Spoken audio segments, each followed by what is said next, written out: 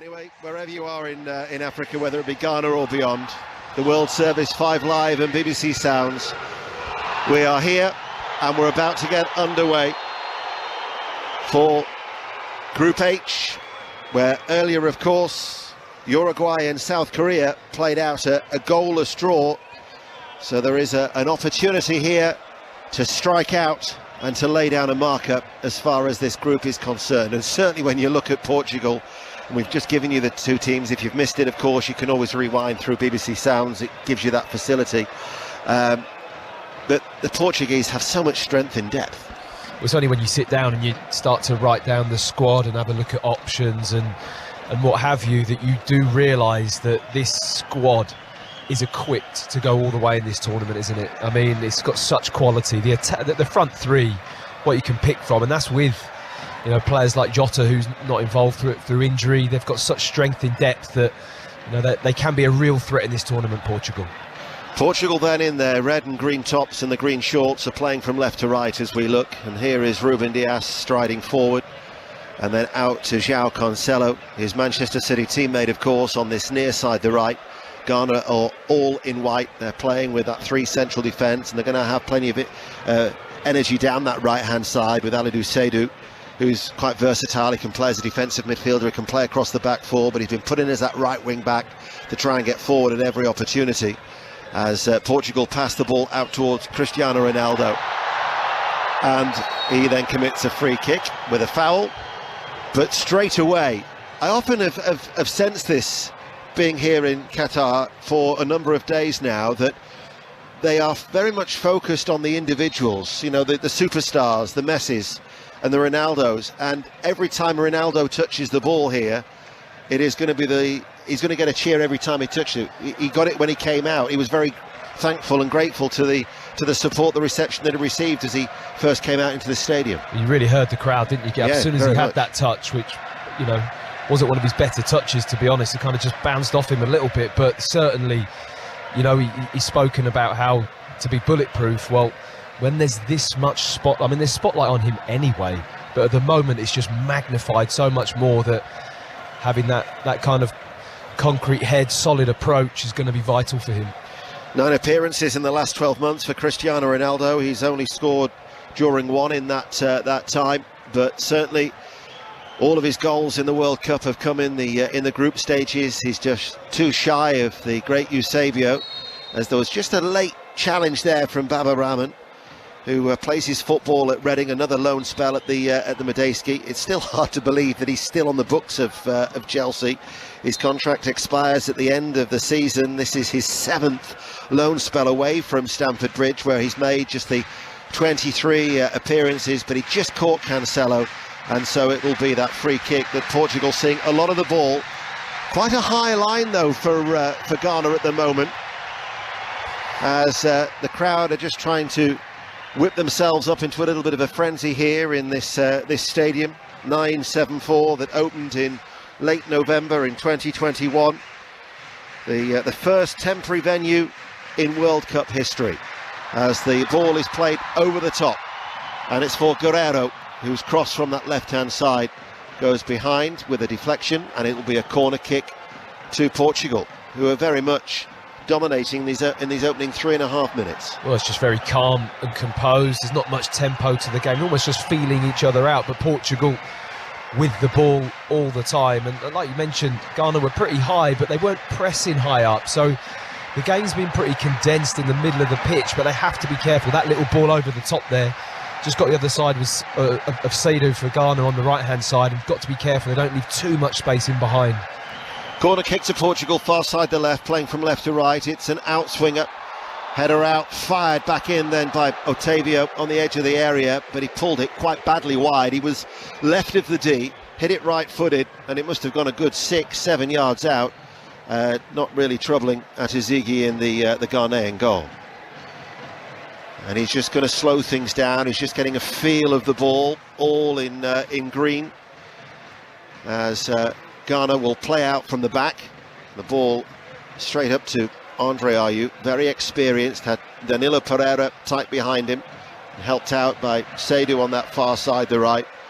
Andre Ayew at 32 years of age, sometimes not necessarily a regular in the Ghanaian side. He sat out the playoff against Nigeria in March, but his experience will be invaluable to the Ghanaian cause. His 110th cap for his country for the 32-year-old midfielder who actually plays his football here in Qatar. 0-0. 5 minutes played. BBC Radio 5 Live. Also available on BBC Sounds and across Africa on the World Service. As the clearance is picked up by Cancelo on this near side to Bruno Fernandes with his back to goal, plays it to Neves. Neves to Bruno Fernandes, drifting out towards the right-hand side, looks up and passes the ball to Bernardo Silva, who is probably Portugal's best player at the last World Cup in Russia 4 years ago. João Felix drops deep and now accelerates and runs into space, and it's a strong run, left side of the penalty area and dispossessed. Thomas Partey just getting a foot into the challenge, the Arsenal player, but Portugal win it back. Neves shot charged down. It was a good block coming in from Mohamed Salisu, because as soon as Neves won that ball back, he only had one thing on his mind, but Mohamed Salisu, still relatively experienced on the international stage, the Southampton defender, with a very good block, and we're 0-0. He's good at that, Salisu, though, isn't he? I mean, that's one of the key points about him. He gets his body in the way, really commits as a defender. Sometimes his positioning and decision-making, I think you can maybe catch him out, but in terms of getting blocks in, he's excellent. Bruno Fernandes swings across from deep inside the Ghana half on the right, and in fact it actually goes out for a throw right over on the far side down by the corner flag.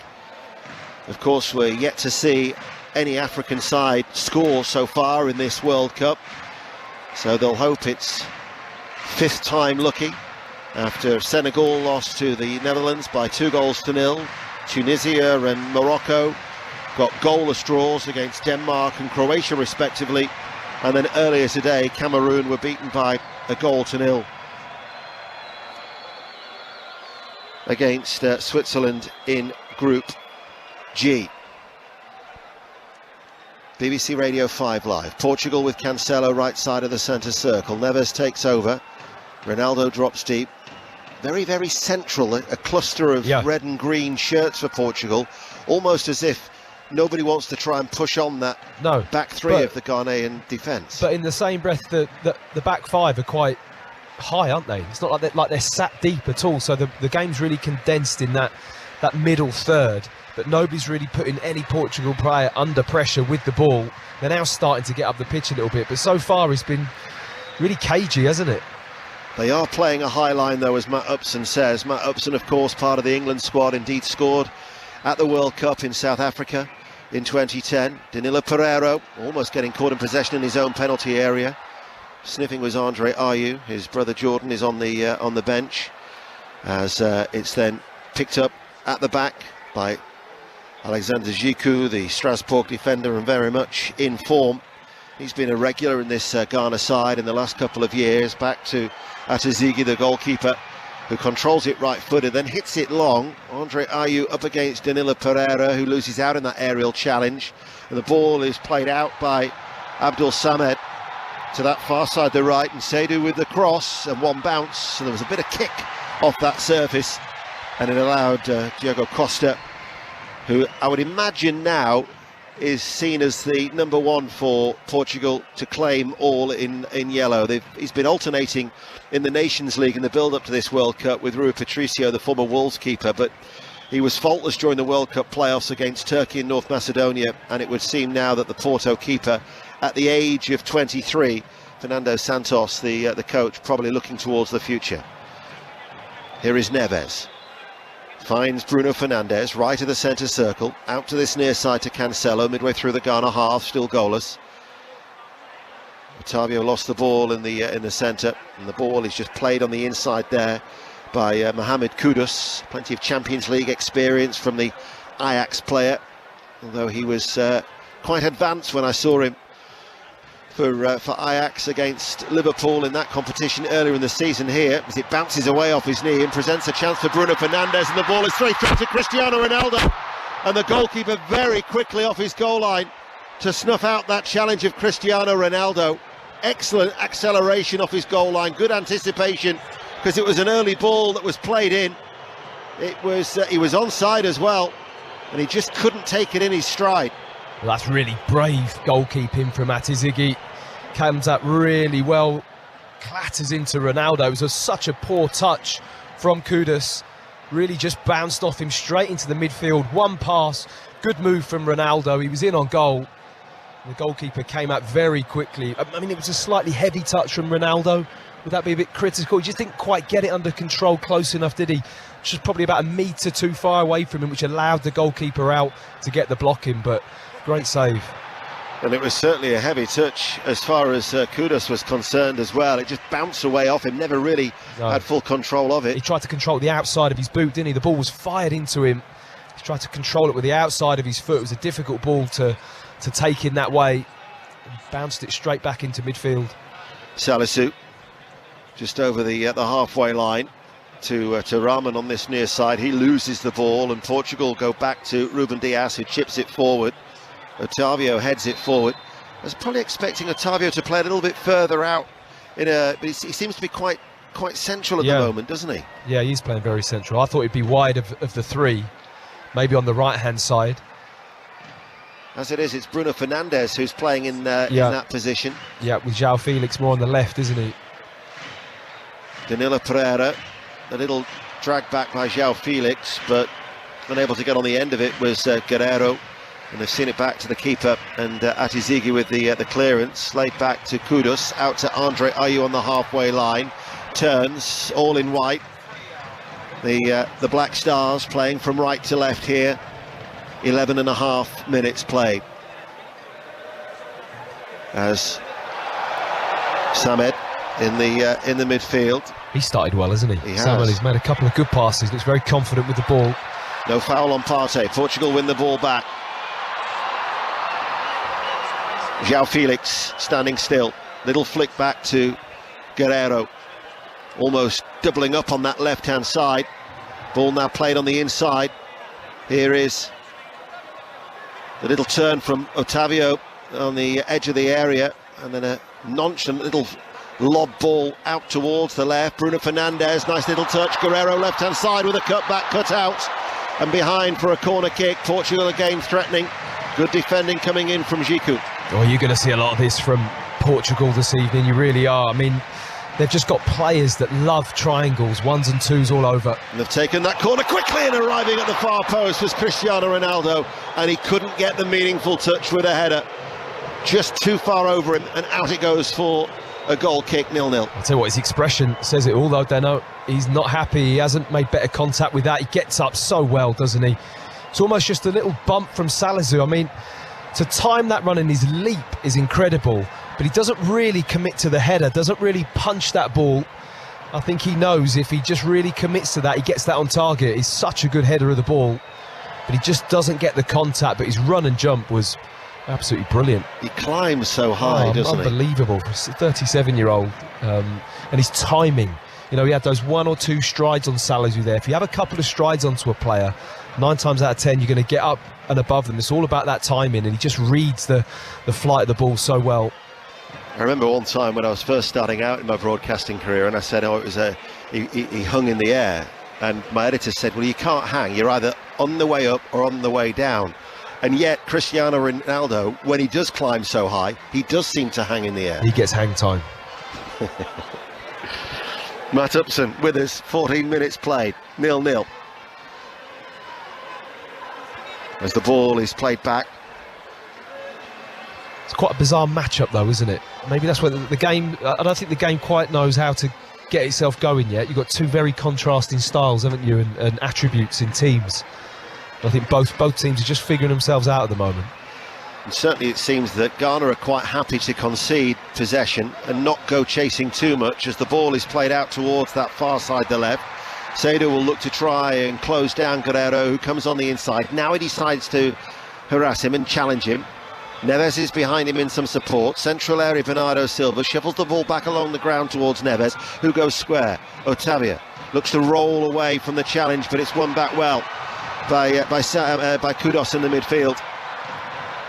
I don't think that Ghana are phased here by taking on these Portuguese players. They've got a lot of experience. Yep.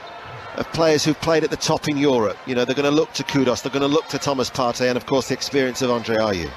I think you also have to accept a little bit as well that you're going to be without the ball for a period of time. When you look at Portugal's team, that technically they're just so gifted. And you mentioned about positions, about writing them down where they're going to play.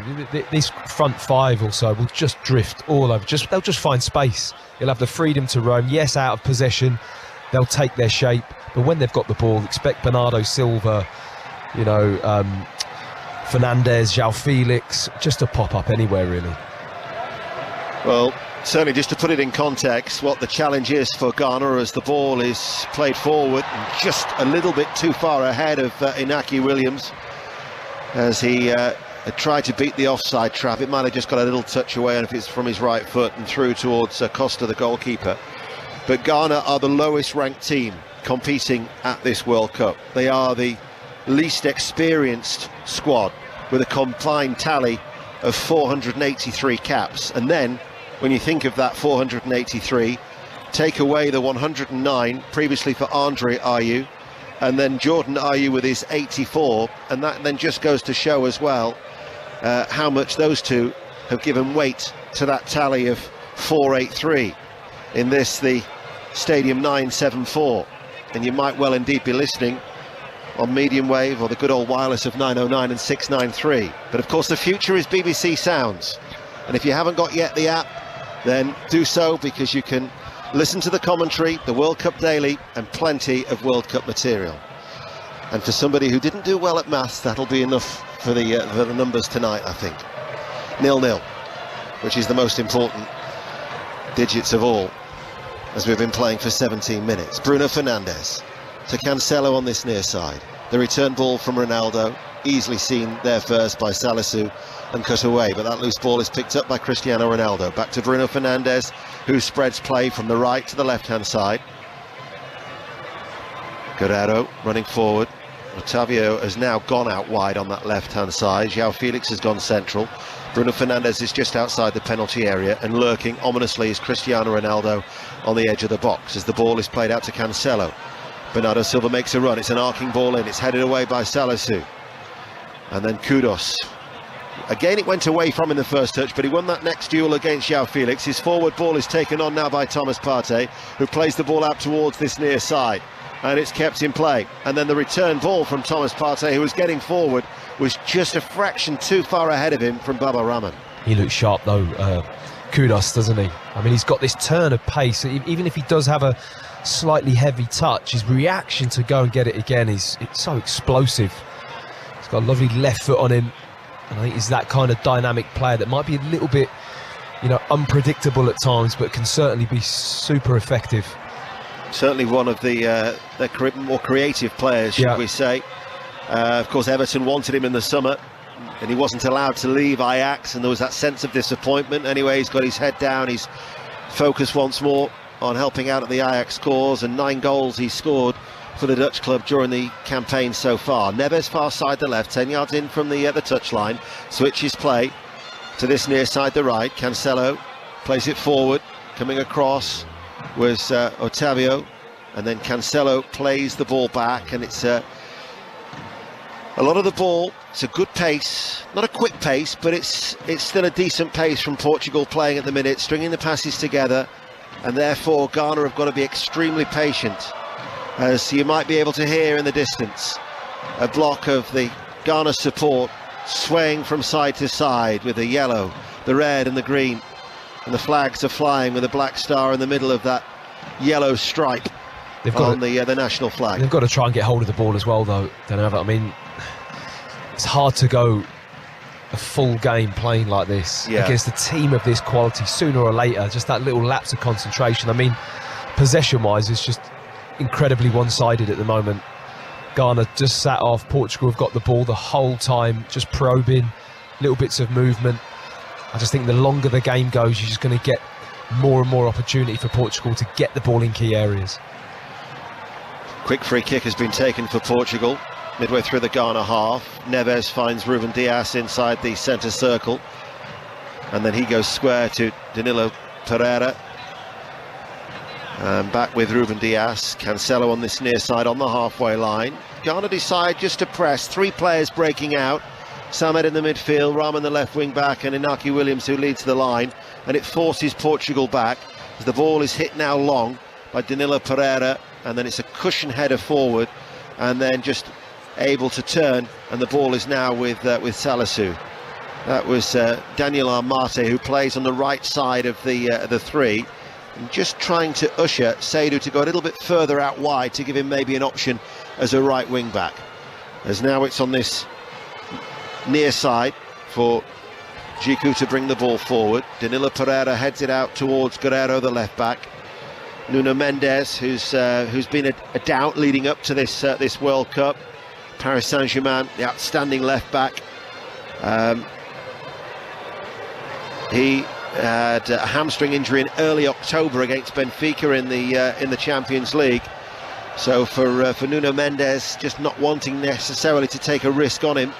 That's where we talk about the strength in depth. I mean, Diogo Dalot, who's had a decent season for Manchester United, unable to start. They've got the experience of Pepe and William Carvalho, João Palhinha, Mateus Nunes, 2 players you might have seen for Fulham and Wolves in the Premier League. Rafael Leao of Milan. I mean, they have got so many options, Matt. You've just gone through the goalkeepers as well. I mean, the strength of the experience they have in goal, all over the pitch. I mean, I think defence is an interesting thing to look at in this tournament in terms of what teams are really looking solid in a back 4. We saw Germany the other night, and we've seen other teams, and you look at Portugal and think this Portuguese back 4 actually does have real potential to be very solid. Like you say, you've got great strength at left back position. You've got Cancelo, Ruben Diaz, really good defenders playing at top clubs in Europe and some in the Premier League, and put it all together, it should be something special. Kudos with the forward ball, just came to him quite quickly, but he just opened up his body, hit it short forward left-footed with a pass towards Inaki Williams, but quickly just squeezing like a vice-like grip at the back of that defence, snuffed out the opportunity.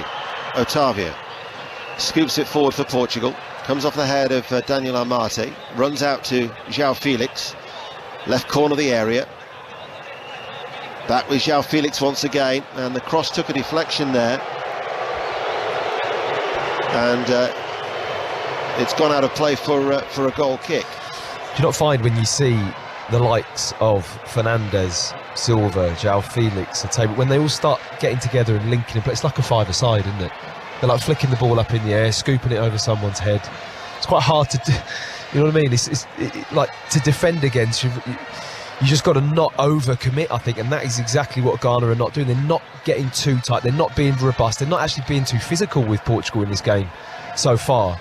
They're just being cautious, not committing, and just waiting and see what Portugal do. Well, of course, if they were to get a point, that would be a great result for Ghana. South Korea on Monday is their next match, and then I am sure that everybody, whether it be here in Qatar or back home in Ghana, will be fired up for the revenge match against Uruguay a week tomorrow for their final group game. When you think back what happened in South Africa in 2010, and Luis Suarez with his handball on the goal line, which would have prevented a certain winner in extra time, you would have thought, and then Ghana would have been the first African side to reach a World Cup semi-final. So they will have certainly plenty of incentive a week on Friday. The incentive now is to try and keep this Portuguese side at bay, and midway through the first half they have restricted Portugal to very few opportunities. I mean, there was only the far post header for Ronaldo that I can think of off the top of my head. Well, and the mistake which Ronaldo had, the one-on-one goalkeeper came out. I mean, that you can see a lapse in concentration or a poor touch or something technical like that is going to open the door to Portugal.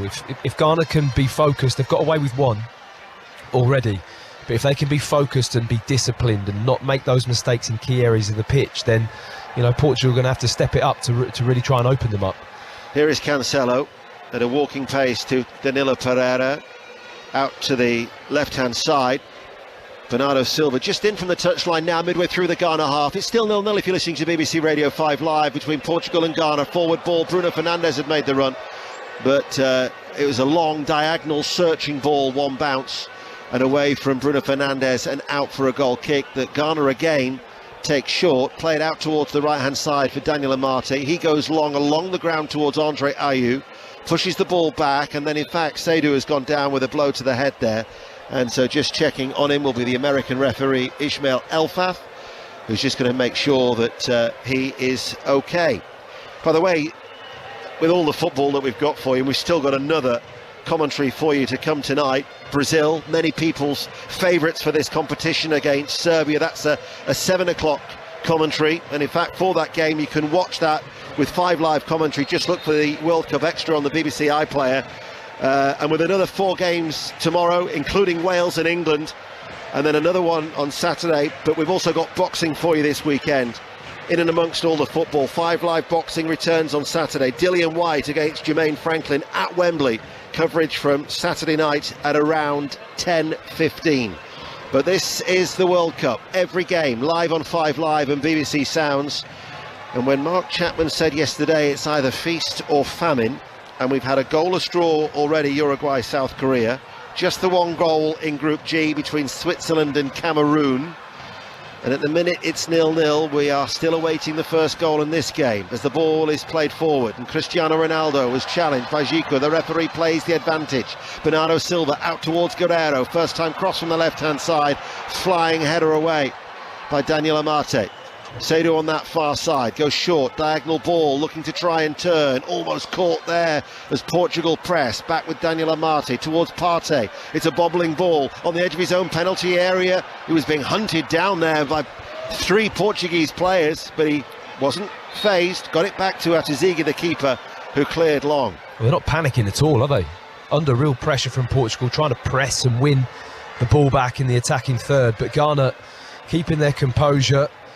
Maybe a little bit risky at times. I mean, Thomas Partey, obviously very experienced player in receiving the ball on the edge of his own box and with his back to play, knowing what's coming. But like I said, we've seen it once, but you just feel that a little lapse there or a loose touch and Portugal are going to be right onto it. Sometimes there can be slow starters, Portugal, in a World Cup. Their record at games in their opening fixtures not necessarily great as the cross comes in from Bernardo Silva. And in fact, 2006 was the last time that they won their opening fixture. It was against Angola.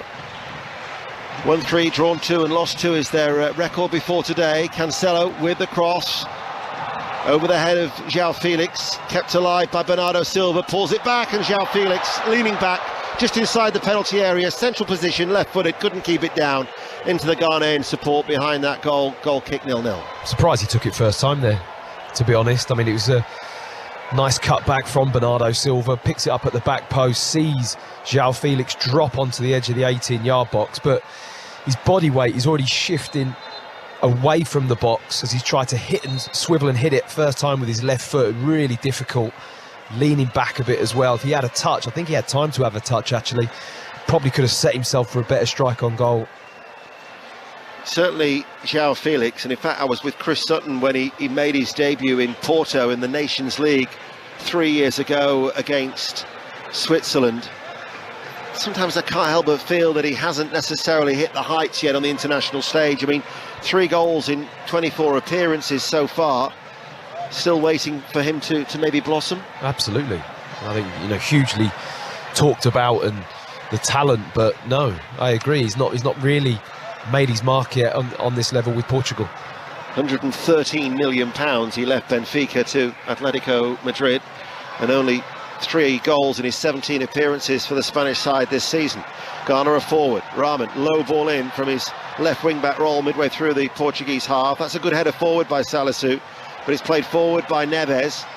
And as maybe now those white shirts of Ghana had gone forward, it might give an opportunity for Portugal to try and get forward. And as it's played into Bruno Fernandes, he goes down under a challenge from Abdul Samed in the midfield. The American referee, I don't think he's going to take any action against the Ghanaian midfielder, but he will give a free kick to Portugal. Well, I think he's pretty lucky there, Abdul Samed, to be honest. I think it's quite a clumsy foul. He's not aware that he's got Raymond recovering for him, otherwise he didn't need to foul him, but he certainly blocked Bruno Fernandes. Really cynical. Referee was right there. He's chosen not to book him, which is good for him, because I think he'll have a few more of those situations as this game goes on. Decent atmosphere though inside the stadium. I know some of them have been a little bit flat, but this one with the horns and the constant beat of the drum. We had a bit of atmosphere outside the ground as well, Dino, didn't we? Certainly did, yeah. Thought you were going to drop a few dance moves at one moment with the Ghanaians. Yeah, my love for Ghana doesn't extend to my dancing. I wouldn't inflict that on them. Half an hour played. Free kick to Portugal. You're listening to 5 Live. It's a long, flat, diagonal ball by Bruno Fernandes. Neves is up against 2 players, and it's going to be cleared away by Seydou on that far side. He was being helped out by Inaki Williams, as Andre Ayew currently leads the line for Ghana. Ball then is hooked back into the direction of Cristiano Ronaldo, who turns away from his man. Cristiano Ronaldo puts the ball in the back of the net, but the referee has already ruled it out for offside. And it would have been a record-breaking goal for Cristiano Ronaldo, and there is a dismissive wave of the hand from a scowling Ronaldo, who is adjudged to have fouled Djikou. In the build-up to that goal, there was a nudge from him, and in fact it's not even going to be looked at by VAR because play is already underway. Does that look a bit soft to you? It was just not a lot in it from Ronaldo, was there? I mean, you'd expect Djikou to really stand his ground there. I think he kind of almost bought that foul a little bit, went down very easily. There was a push from Ronaldo, but it was a little bit of a kind of 50-50 shoulder-to-shoulder shrug kind of push from Ronaldo. I can see why he's a little bit frustrated with that. I thought that Alexander Djikou just lacked a little bit of strength. I mean, well, you tell me, you're the former central defender. You'd expect him to stand his ground there and actually deal with it, to be honest, and be able to hold Ronaldo off and deal with the ball, but he just went down really easily once Ronaldo put his arm across him and shoved him. And the referee obviously looked at that and saw it as a foul, but I wasn't sure if there was that much contact. He's fired up, and he might be fired up even more, Cristiano Ronaldo, as this time even stops playing because he knows he's got the free kick. Of course, he's dominated the headlines with his contract being terminated by Manchester United. So without a club, of course, Cristiano Ronaldo now, but desperately will be wanting for what will be at 37, you would think, his final World Cup appearance. I know Roger Milla went on to the age of, 42? Cristiano Ronaldo, where will he be? Well, where will he be in 4 days' time or 4 weeks' time, let alone 4 years' time? 32.5 minutes played, 5 Live and BBC Sounds, 0-0. Portugal and Ghana here. 5 Live at the World Cup. Free kick, Bernardo Silva and Bruno Fernandes are the two to take it. Bernardo Silva walks away. It's Bruno Fernandes. It was aimed towards the head of Danilo Pereira before it was headed away by Andre Ayew for a looping header and out for a Portugal corner kick far side, goalless. Well, this is where it's going to be interesting as well, the organisation from Ghana to deal with any kind of set plays, just making sure they're switched on, taking responsibility. It'd be interesting if Portugal do play it short, which they do very quickly. Corner's taken short left-hand side. Now it's played back. Flat ball comes in, good handling from the goalkeeper. Atizigi came off his line, had to go a little bit towards his left-hand side, but it was a good two-handed take. Underarm throw out to Rahman, who now gets the ball back on this near side from Abdul Samed. I never see too much point in playing the corner short and then crossing it from that position. I don't quite get that. I mean, I think it's, from a defender, you're already coming out, and it's probably easier to defend that cross than it is one direct from the corner flag.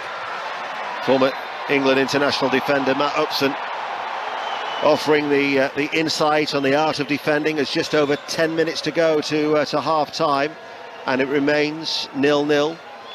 But Portugal have certainly dominated with the possession. It must be unbelievably weighted towards Portugal, the possession. I mean, Ghana have rarely had the ball, only on turnover and breakaways, and then it's straight back to Portugal, and they just continue doing their thing. 62% possession. Here is Ronaldo turning midway through the Ghana half. Kudus, though, dispossesses Neves with a sliding challenge, plays the ball out towards Seydou on that far side, the right. He'll go back to Daniel Amate. You notice with their stats, they do like a in between where the ball's out of play, don't they? I saw that the other night. Oh, right. So it's not a clean 100% split between each team. So it's quite interesting on some of them, because it would be more than 60%, wouldn't it? Yeah, in fact, that would explain why the possession control for Ghana's at 29%. Yeah, you said your maths wasn't that great. I know that's wrong. 0-0. Any more numbers? No. 974. Yeah. Do like though? I didn't realise until I was told last night that that was the national dialing code for Qatar. I've often wondered why it was 974 shipping containers that had been used as in the construction of this stadium. It's pretty incredible, isn't it? That will be dismantled to 40,000 capacity after the World Cup. Otavio floats it forward. Good defending by Amate to head it away. He looked offside, did Ronaldo, but again he was just lurking behind Amate. Felix, central position, checks off the ball. Shot comes in from Otavio, but it's along the ground, right-footed, edge of the area, and again comfortably claimed by the goalkeeper. And I don't think there've been too many scares for Ghana. No, not at all. Portugal haven't really got into their rhythm. They're not really threatening as much as what you'd expect. They're lovely to watch. When you see them play those little triangles, like I mentioned earlier, it's like a five-a-side type football, isn't it? Scooping the ball over people's heads, playing little 1-2s, trying to nutmeg people's. It's very clever, but it hasn't produced much in this game so far. And if Ghana are patient and they don't buy into it too much and overcommit, they're going to have to ask something a little bit different of Portugal. Well, they've been whipped up now. The Ghanaian support away towards their right-hand side as they look down the field and we look towards our left. Ghana have got themselves a corner. I think initially Seydou thought it was a throw until the assistant referee instructed that no, it was a corner kick.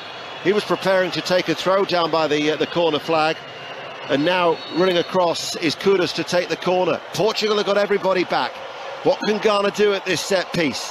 0-0, 5 live. Kudus, in-swinger, headed out of the near post by Neves for Portugal. Back to Kudus with the cross. It's a good ball in as well. And it comes off the head of Bruno Fernandes and behind for another corner kick, except this time it's on this near side that Ghana left. He's got a nice left foot. Kudus really whips it in well.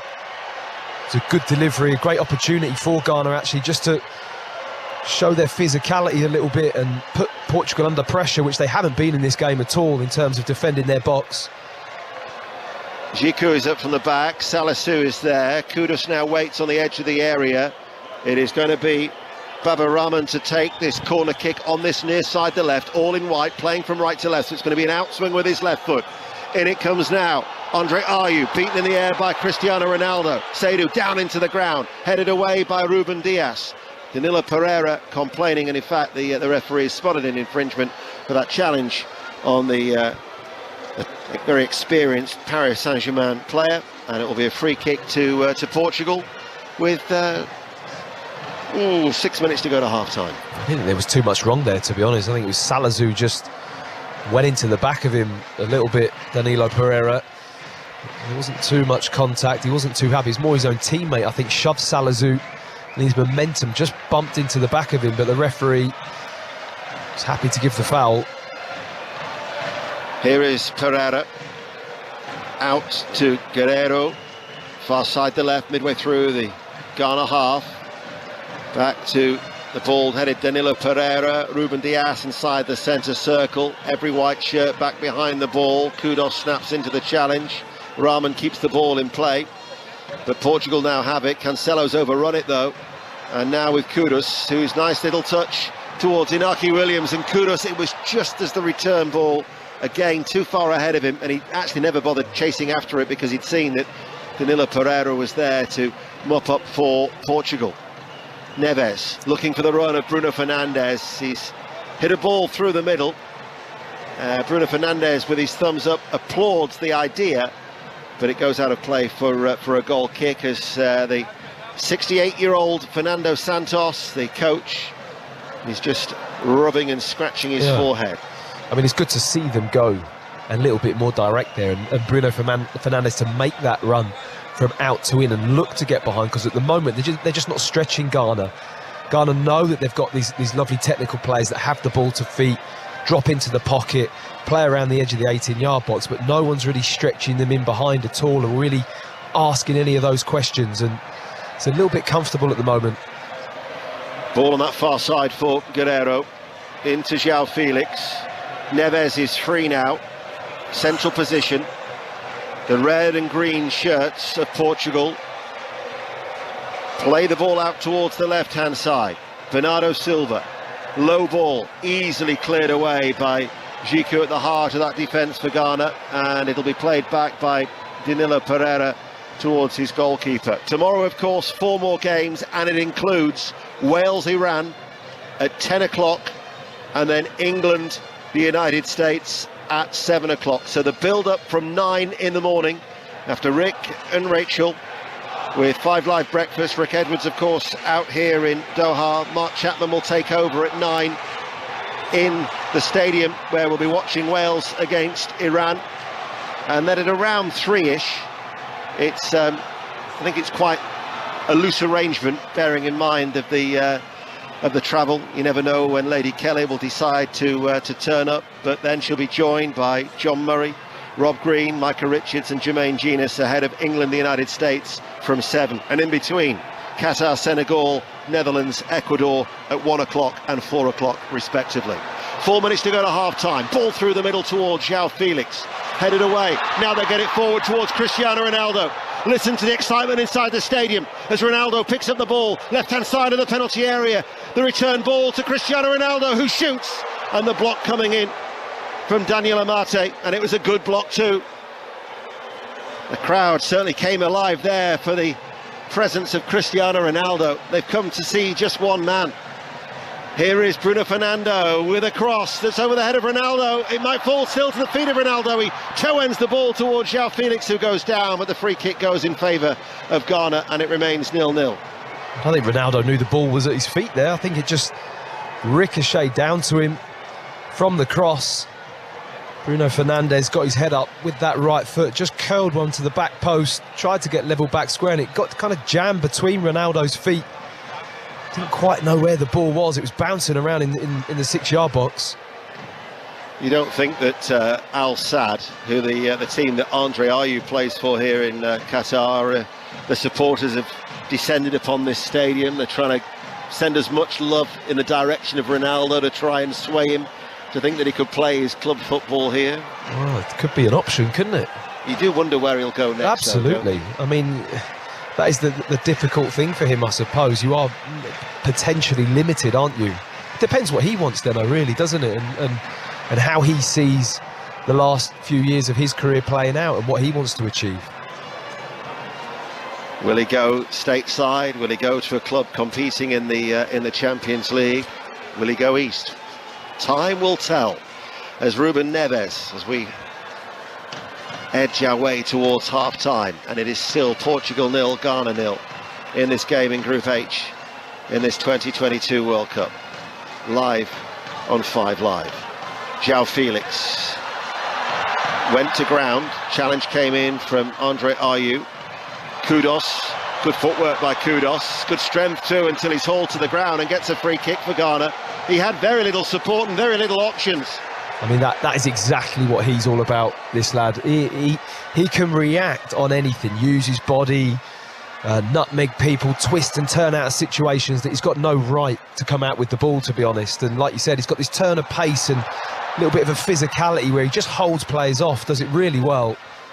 Abdul Samad has given the ball away. Now it's with Bernardo Silva to Cancelo, back to his Manchester City teammate. Comes inside, left-footed short pass, standing still was Bruno Fernandes, out to Cancelo, fires over the cross.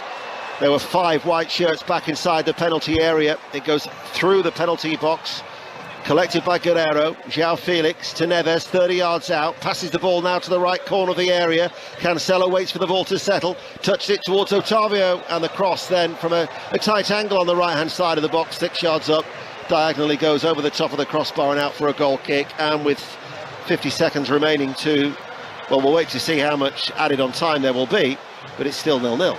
It's all a little bit again, just in and around and outside the 18-yard box, almost like a horseshoe around that box, the way Portugal are just moving the ball one side to the other, trying to find that little opening, but Ghana just sticking to their guns, being pretty disciplined. You have to say the back three, they're doing their job, they're locking in, they're coming out and getting blocks at the right time and making Portugal work hard for that opening.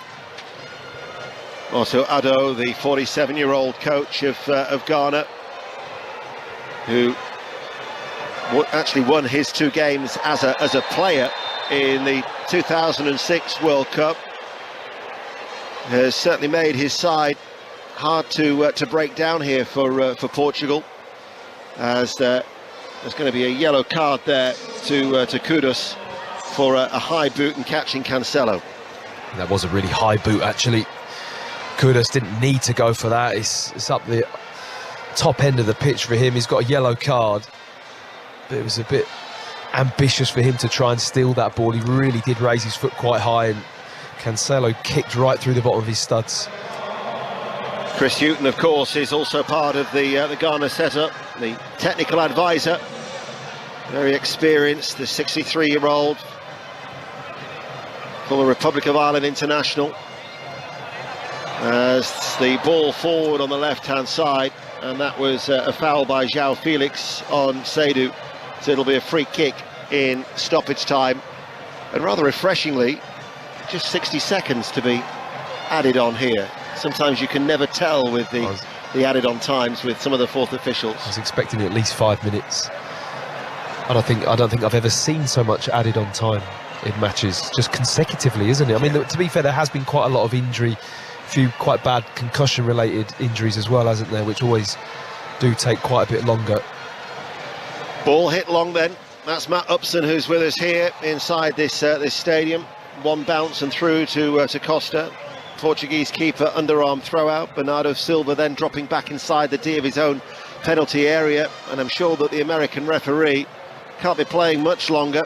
He's having a little look now at his not once but twice as he's on his left wrist. But play continues, and it's with Bruno Fernandes. Over the halfway line he comes. Now to Cancelo is ahead of him. In fact, they've changed it. They've changed it from 1 minute to 2, I notice. As indeed there is the half-time whistle. And again, a few chances, but certainly this will suit Ghana, the lowest ranked team at the World Cup, denying Portugal, and a scowling Ronaldo will maybe wonder about the goal that was disallowed, Matt Upson. Yeah, I mean, I think he's had the best chance for sure, and maybe probably should have scored, if I'm honest. I think the ball came to him, his touch was a little bit heavy, which allowed Atizigi, the goalkeeper for Ghana, to come out and make a good save.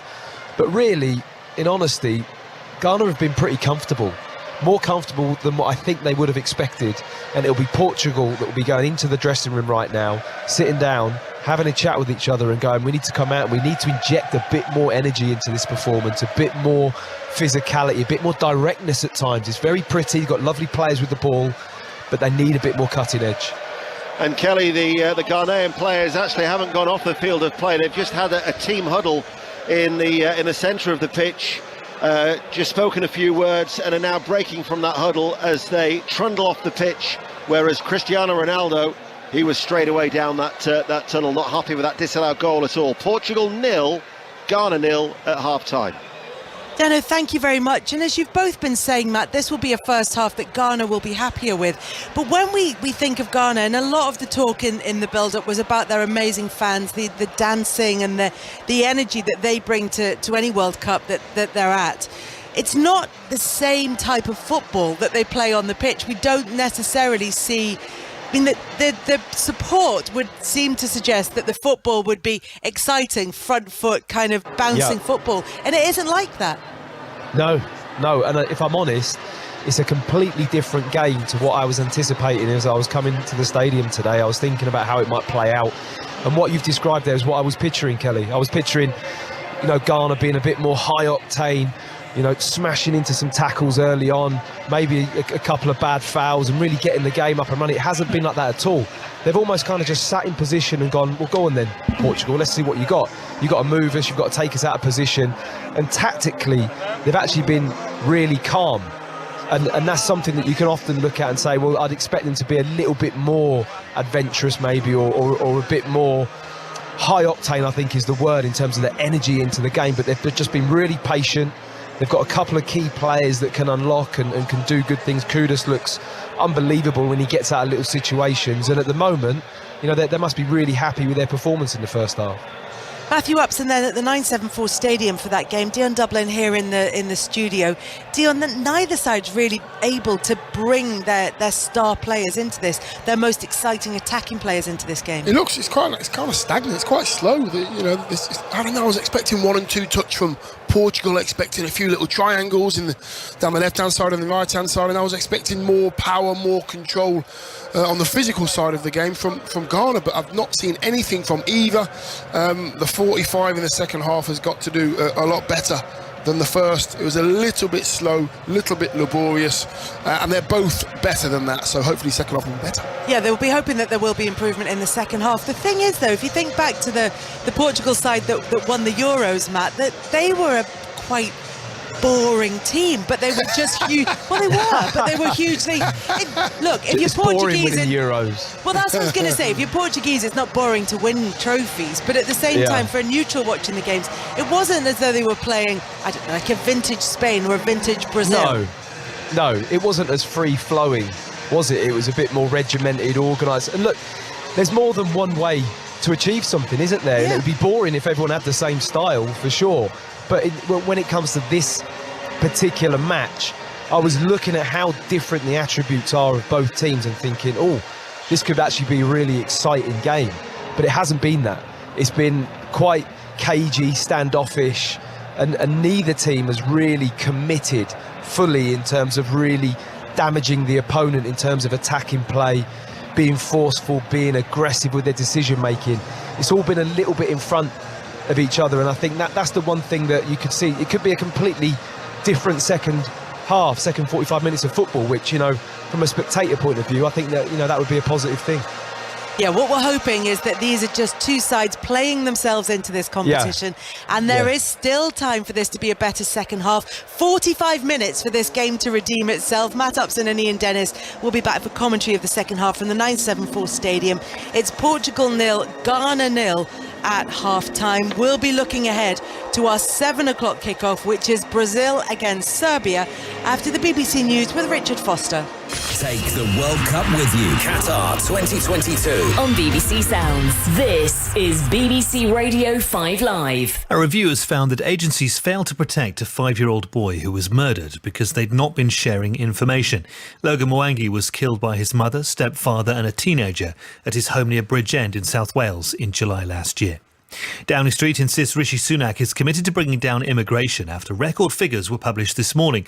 500,000 more people entered Britain than left in the year to June. That's up from 173,000 the year before. The head of the RMT, Mick Lynch, says he's had a positive meeting with the new Transport Secretary Mark Harper, but he says rail strikes planned around Christmas will still go ahead. Ambulance bosses are warning that patients are dying or suffering harm every day because of delays outside hospitals in England. During the past week, nearly 3 in 10 ambulances were stuck in queues for at least half an hour. And Ukraine's energy minister says the country's electricity system is functioning as a single network again. Engineers are working to restore power to millions of people after Russia's latest missile attacks. That's the news. Ellie Brennan has the travel. In the latest travel news, in West Yorkshire on the M1 southbound, there's a lane closed before junction 41 for Cargate. There's a broken down vehicle there and traffic is queuing back for 3 miles to junction 43. It's added about 10 or 15 minutes to your journey currently. In Cheshire on the M6 northbound, there's queuing traffic from junction 21A at the Croft interchange to 22. There was a broken down vehicle there earlier. It has been cleared now, but congestion still back to the M6 at junction 20. That's the Lim interchange. Delays of about half an hour. On the M1 northbound, one lane is blocked at junction 29 for Chesterfield because of an accident. Congestion is back to Tibshelf services, so expect delays there. And on the M25 clockwise, there's a lane closed after junction 17 for Maple Cross because of an accident. Congestion is back to the M40 interchange at junction 16. Ellie Brennan, 5 Live Travel.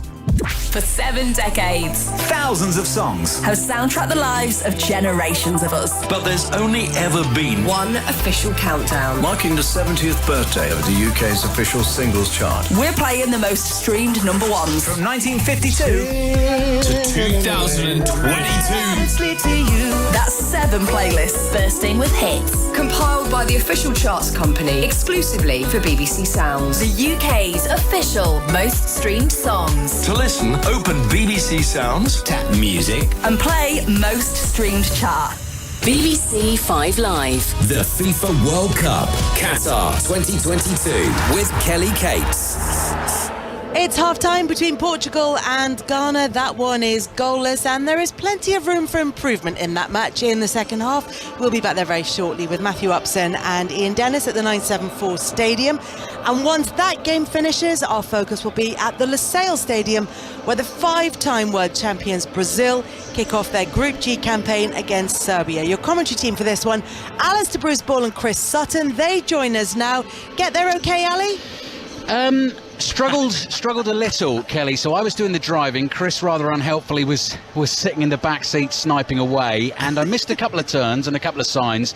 And at one point, Chris claimed I made the worst decision since Ricky Ponting put England into battle at Edgbaston in the Test series in 2005. So we're here, Kelly. That's the main thing. We're here. I actually bumped into Martin Keown, who's doing the game for BBC Television this evening, and he said it was a bit like trying to get to Villa Park. And then we've got inside the stadium. It doesn't remind me much of Villa Park, I have to say, but I think he was talking more about trying to get there. But no, very, very excited about this. The last 2 teams to get their World Cups underway. Kelly, I actually wanted to ask you a question.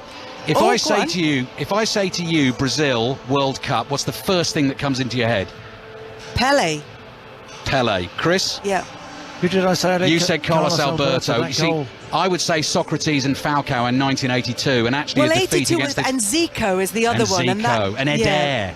Yes. But do you know what I mean, Kelly? They've got that relationship, haven't they, with the World Cup? They've played in every single one. That everyone listening to us this evening, there's that little bit of magic, isn't there, about Brazil? Everyone has a Brazil generation that is their generation, their magic, isn't it? Exactly. And Chris chose, the goal in 1970, which tells you everything. Wasn't quite born there. Then, That's true. Dion may have been. Dion? Yeah. Chris, I was 41. Chris clearly got a World Cup goals VHS for Christmas when he was a young boy. Listen, I'm very glad that, Ali, that you all managed to get there safely, because, of course, you had precious cargo in your car. Chris has gone viral in Japan. What, Ali, are you answering that? Oh, I thought we had. Hang on. I thought we could hear that. I thought we could hear that Chris was going viral in Japan. Can we hear that? No. The short answer to that is no. No, we can't. And so, in which case, Alistair Bruce Ball, if you could provide me with the description of Chris, because you were there, because you two don't go anywhere without each other. So I was asked to film this. So Chris, I mean, you can talk the listeners through it as well. Basically, you predicted in your predictions column on the BBC Sport website, you went for your one real shock in the opening round of games. Shock to me, okay, fine, but you went for Japan to beat Germany, got it correct, got the scoreline correct, and Japanese television got in touch today, and I stood there and filmed a sort of 25-minute interview. I think you were on Asahi TV, and these guys which clearly is big in Japan. These guys clearly over there think you are the oracle of all things football. He was asking you for predictions on the next game and the game after, and what might happen in the last 16, and then what will happen in the quarterfinals. They're going to be so disappointed. I was like Mystic Meg. They think I'm Mystic Meg over there. He's gone massive. He's gone massive in Japan, Kelly. I love it. Psychic Sutton.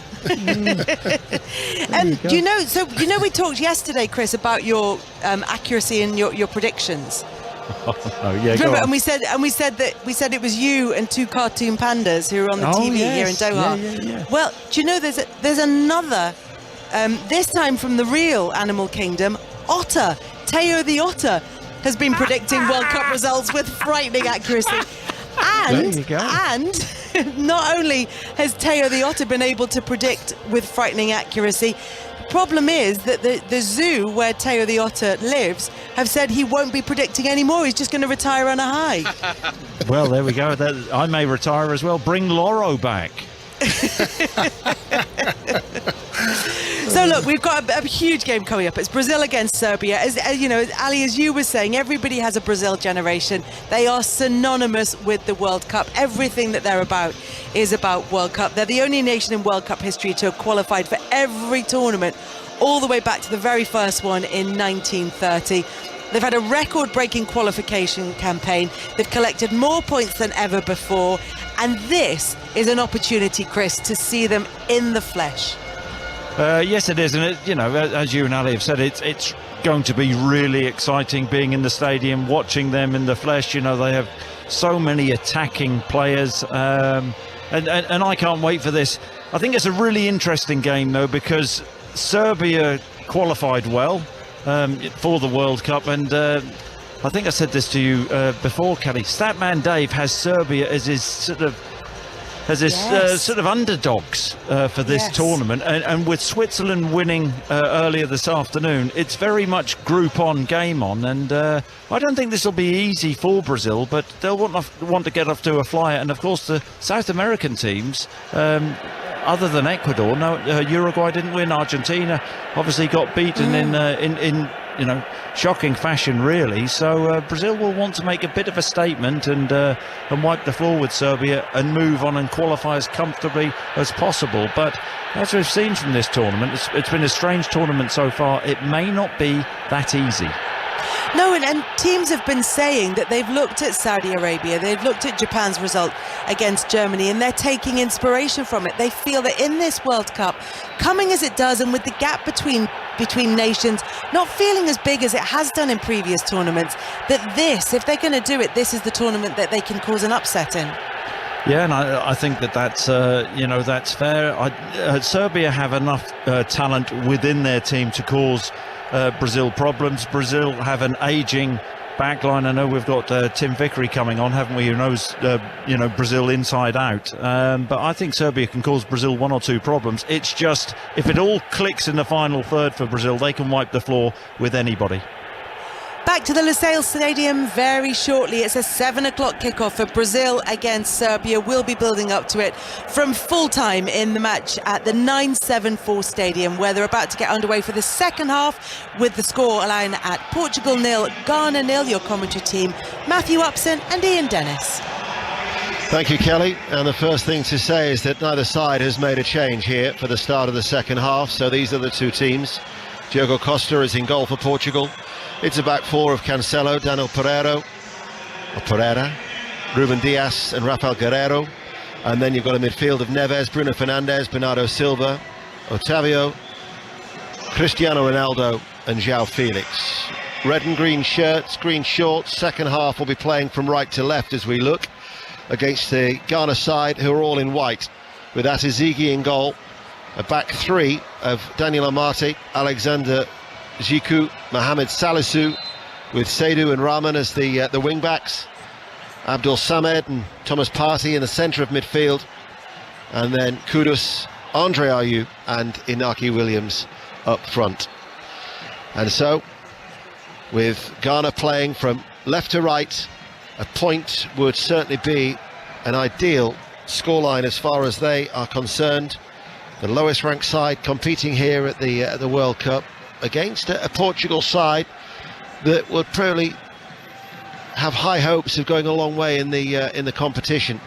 But after it finished earlier, Uruguay 0, South Korea 0, the opportunity for both sides to get a win on the board and go to the top of the group is there. However, neither side has been able to take it so far, Matt Upson. No, and it started in this second half in very similar fashion and very similar tempo to the first. Otavio runs forward on the left-hand side and his ball just runs out of play. He was being leaned into by Thomas Partey, who'd tracked the run from midfield. It'll be a goal kick, and they knock it short. Just going to the left for Salisu, the Southampton defender, 15 appearances down on the south coast in the Premier League this season. Trying to play out from the back. There's the press from Portugal. Salisu's ball strikes the head of Bernardo Silva, who waits for it to come under control on the edge of the Ghanaian penalty area. Bruno Fernandes then tries to slide it in, but breaking it up was Abdul Samed. at times Ghana have given the ball away rather cheaply. But they're playing short every time. I mean, there's a man, when the goalkeeper has the ball for a goal kick, there's a player literally inside the 6-yard box, and there's 2 other players deeper the 18-yard box. So you think that they're playing it on top of themselves, and they've got to try and play through Portugal. A lot of the times they're going long, but just like that there with Salazar, it was a poor pass, wasn't it? And all of a sudden, they're putting themselves right in trouble, right on the edge of their own 18-yard box. João Felix to Ruben Neves, central position midway through the Ghana half.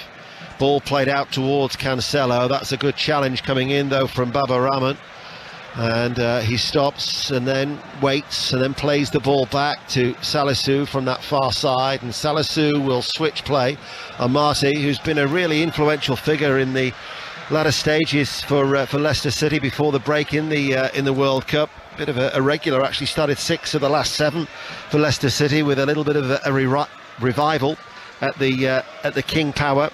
And now Ghana play the ball out of defence, and that's a clear foul by Otavio, just pulling back at Seydou, who looks towards the American referee and says, "Where's the yellow card?" There should be a yellow card, no doubt about it.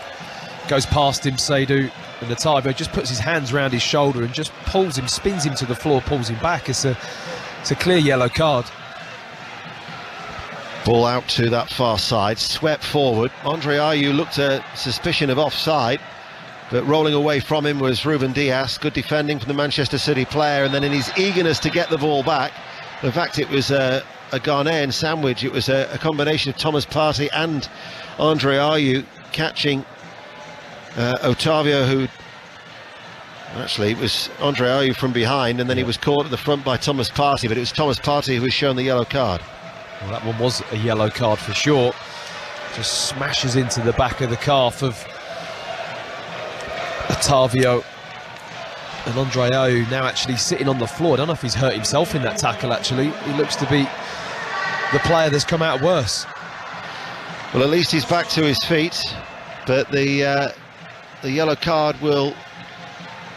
it'll be joining Mohamed Kudus in the notebook of the American referee Ismail El Fath.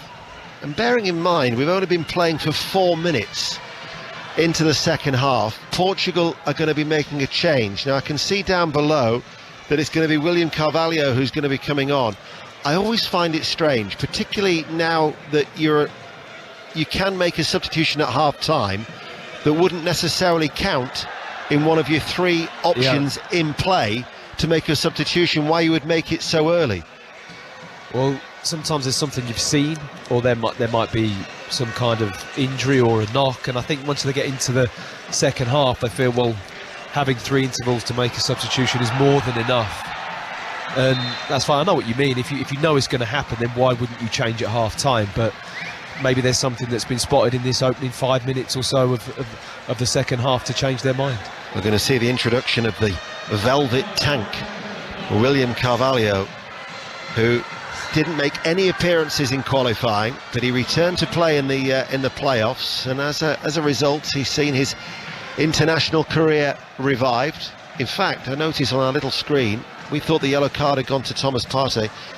They're saying that it was Andre Ayew that was shown the yellow card, which I actually thought that to my naked eye. So Ayew was the player booked and not Thomas Partey. Yeah, it was Ayew that kicked straight through the back of Otavio, wasn't it? Yeah, for sure. The velvet tank. That's what he's known as. Really?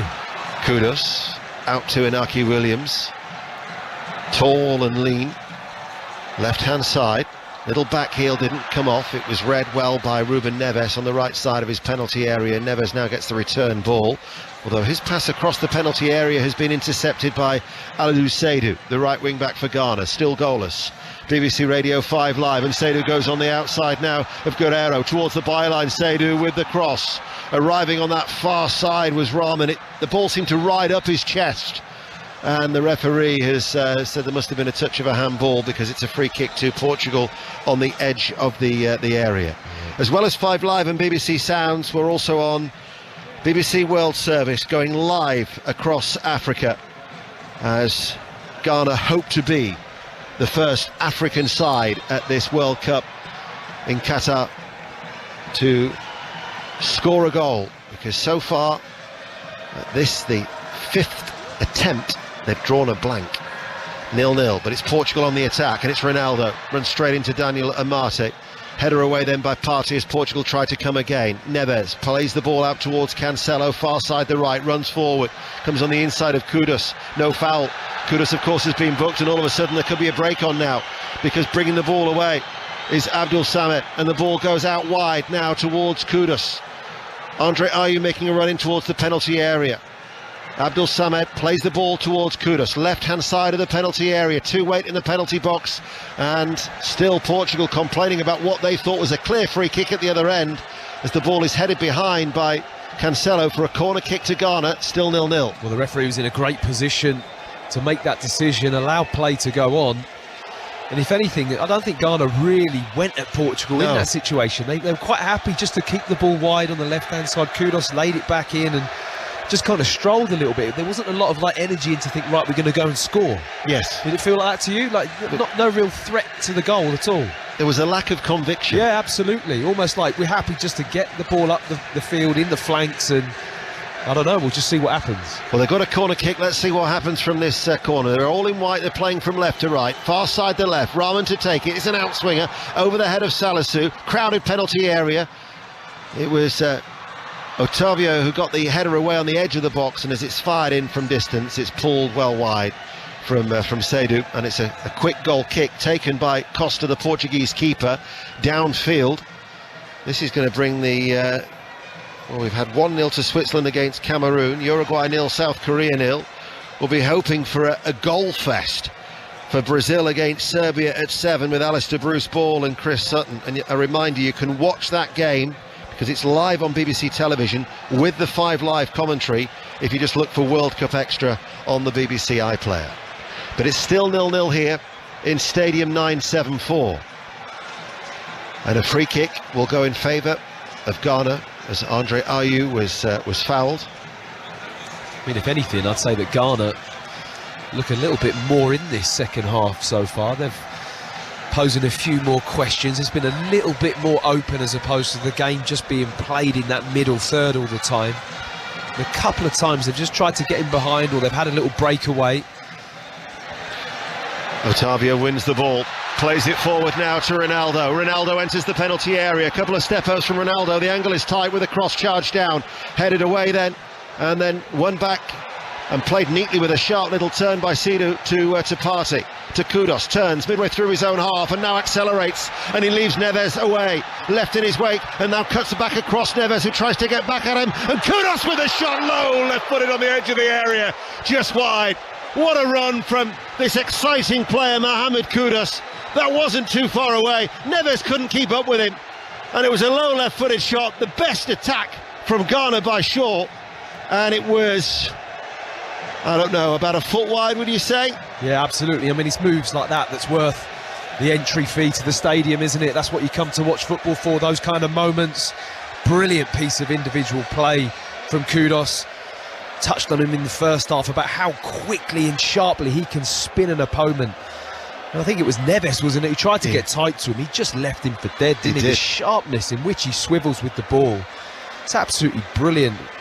Drives with it as well, put it onto his left foot. He just slightly dragged the effort just a tiny bit, but lovely passage of play. The match needed it. It needs something like that, doesn't it? There's not been enough of that kind of quality in this game. Well, whilst Matt Upson has been talking, Otavio has been getting some treatment for a calf injury, and it's probably the substitution that was always likely to happen anyway, because we'd said that William Carvalho was waiting to come on. He plays his football now at Real Betis, doing ever so well in Spain, and he comes on for his 77th cap, William Carvalho. So he will go alongside, I would imagine, Neves, because that's the type of position that he plays, unless Neves might give him more licence to get forward, because certainly Otavio has been playing in a more advanced role than William Carvalho, and that was the change being made with that first substitution in the 56th minute. Is it Fernandes as well, just pushing up to the front three then, and he might stay with two? It's very hard to tell with Portugal sometimes, isn't it, how their kind of front 4 or 5 are playing. They never really seem to be sat in position. They just pick up loads of different areas on the pitch, but obviously Fernandes and Bernardo Silva the two real playmakers that want to get on the ball in and around that midfield area. They've laboured though, haven't they? Yeah, it's not been kind of bright and punchy, has it, at all? It's been really quite slow, not enough energy to cause Ghana any real consistent problems at all. It's been a bit disappointing. Just had a third yellow card shown, and that was to Alidou Seydou. And now João Felix has gone down as well, and Daniel Amati is telling Seydou to go away. Now, I didn't know what happened there, but Seydou is clearly incensed with the yellow card, and Seydou and João Felix came together. Now, for me, João Felix has put his head in the direction of Seydou, but there then was a motion from Seydou, and he needs to calm down. We're yet to have a red card so far in this World Cup. VAR would naturally be having a look at something like that if they thought it would constitute violent conduct, and João Felix has certainly gone down. He could be in a little bit of trouble here. I mean, I think it's a squaring up, and João Felix is as much committed to that as anyone, but then there is just like a nudge of the head, isn't there, towards him from Seydou, and whether or not the referee wants to take any extreme action here. Well, the referee's coming under pressure from the Portugal players. Yeah. They want action to be taken. Thomas Partey and Daniel Amati are trying to be peacemakers there. There really is a strong talking to for the referee. I've got to say, I thought that João Felix initiated it. He did. But then once Seydou has pushed his head forward, there was some sort of emotion there that could easily have been a second yellow card, resulting in a red. Yeah, I mean, he just like pushes his head down his face on his nose, his forehead to the nose. I mean, I'm not sure if there's enough contact there for João Felix to sit on the floor for 5 minutes. No. And I think he's made a lot of that, considering that he initiated the actual touching of the heads in terms of squaring up. Yeah. So, you know, I think that's relatively well managed by the referee. If your England teammate Wayne Rooney is listening to 5 Live, he'll be thinking back to, 2006, and saying, Portuguese players can get players sent off, you know, Matt. They can go down a little bit easy. We're just short of the hour. You're listening to 5 Live and BBC Sounds, and it's still 0-0.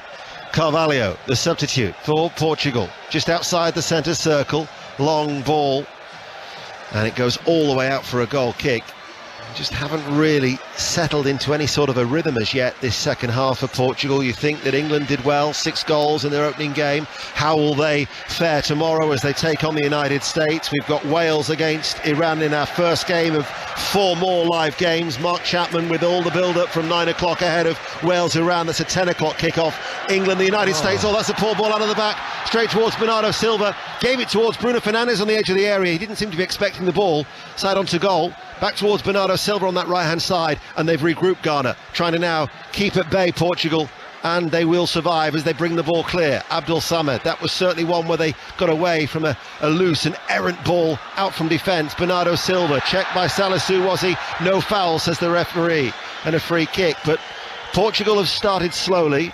Belgium were very fortunate against Canada last night. You think of the 6 goals England have scored. France and Spain have certainly laid down a marker. Portugal at the moment are struggling. I mean, Ghana just need to stop this short pass from a goal kick. They're gonna land themselves in trouble. That pass there from Amati was so poor, but I counted 4 Ghana players in their own 18-yard box from a goal kick.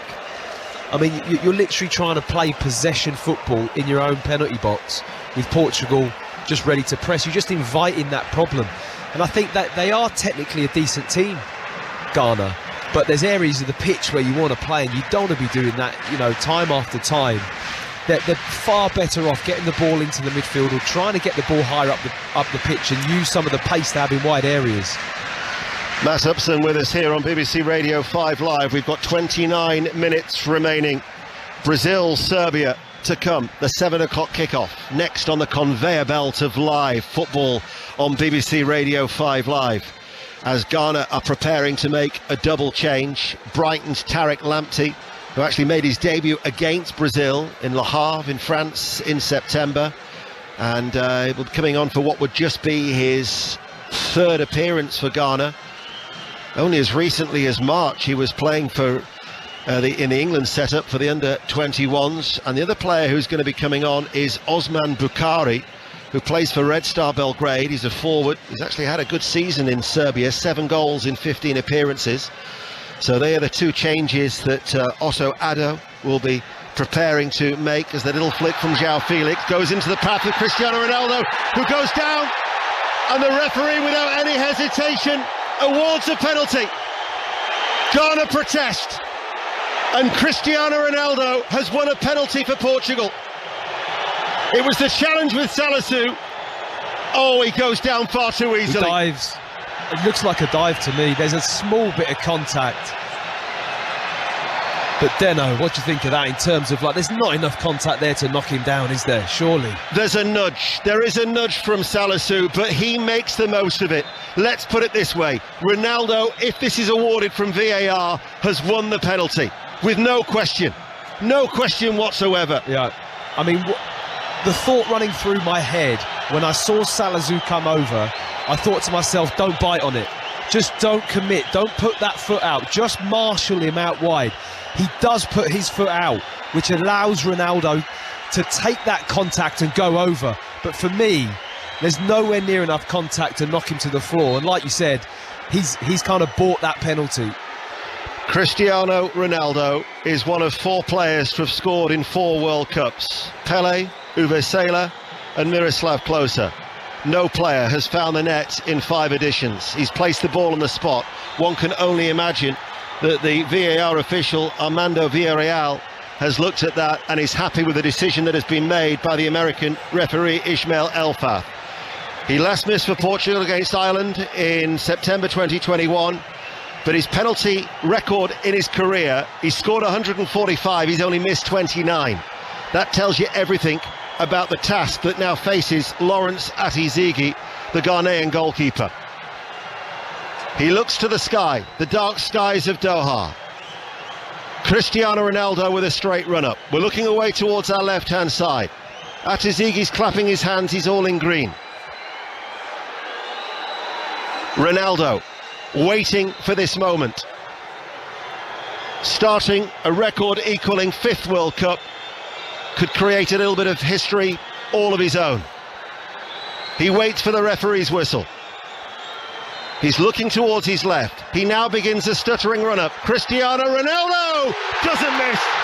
Cristiano Ronaldo doesn't miss. He runs away. There is the trademark celebration. The boom echoes around Stadium 974. And Cristiano Ronaldo from the penalty spot creates history. The first player to score in 5 World Cups with his 118th goal. Football's greatest ever international football scorer has given Portugal the lead. Well, I was in this stadium 2 evenings ago to watch Robert Lewandowski miss his penalty, and his facial expression, Lewandowski, when he took that, was one of a little bit of concern. I looked at Ronaldo's face before that penalty.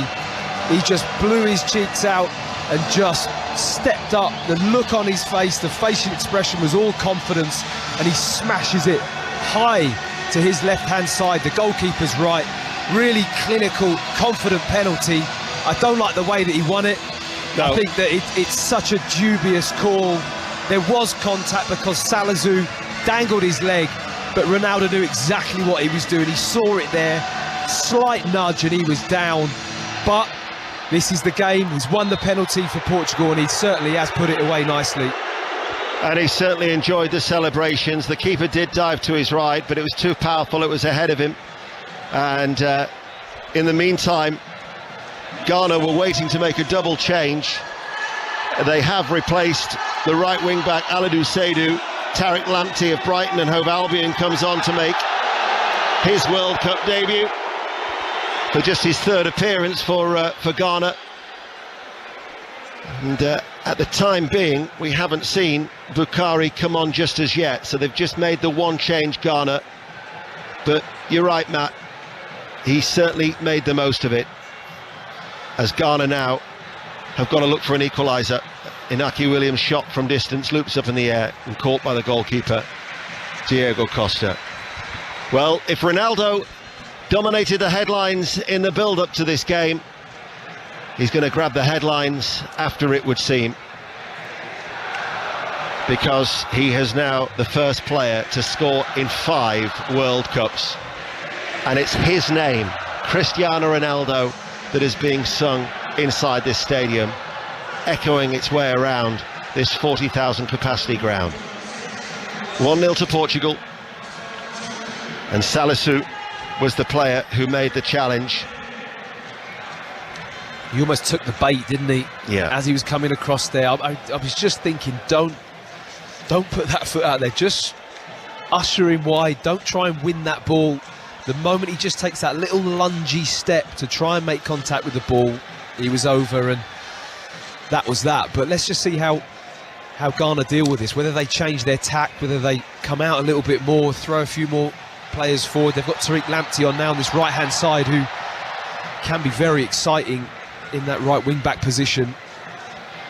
It also, for Cristiano Ronaldo, takes him to within 1 of the great Eusebio for his 9 goals scored in a World Cup for Portugal. The only thing about Cristiano Ronaldo's record of 8 now at the World Cup is that they've all been in the group stages. He's yet to score in the knockout stages, as Partey shoots from long distance and it goes over the top and out for a goal kick. No goals in 6 in the knockout stages for Portugal, whereas for Eusebio, he's scored 6 of his 9 in the knockout stages. But Ronaldo, who kissed the ball as he placed it down on the spot, I mean, that record alone, 146 successful conversions from penalties in his entire career, and he's missed just 29. I mean,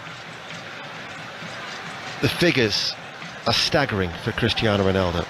You know, you look at his goal figures, they're like most people's appearances, aren't they? Yeah. It's just unbelievable. Yeah. The goals that he scored, you know, not just for his country, but at club level as well. It's just madness, really. Yeah.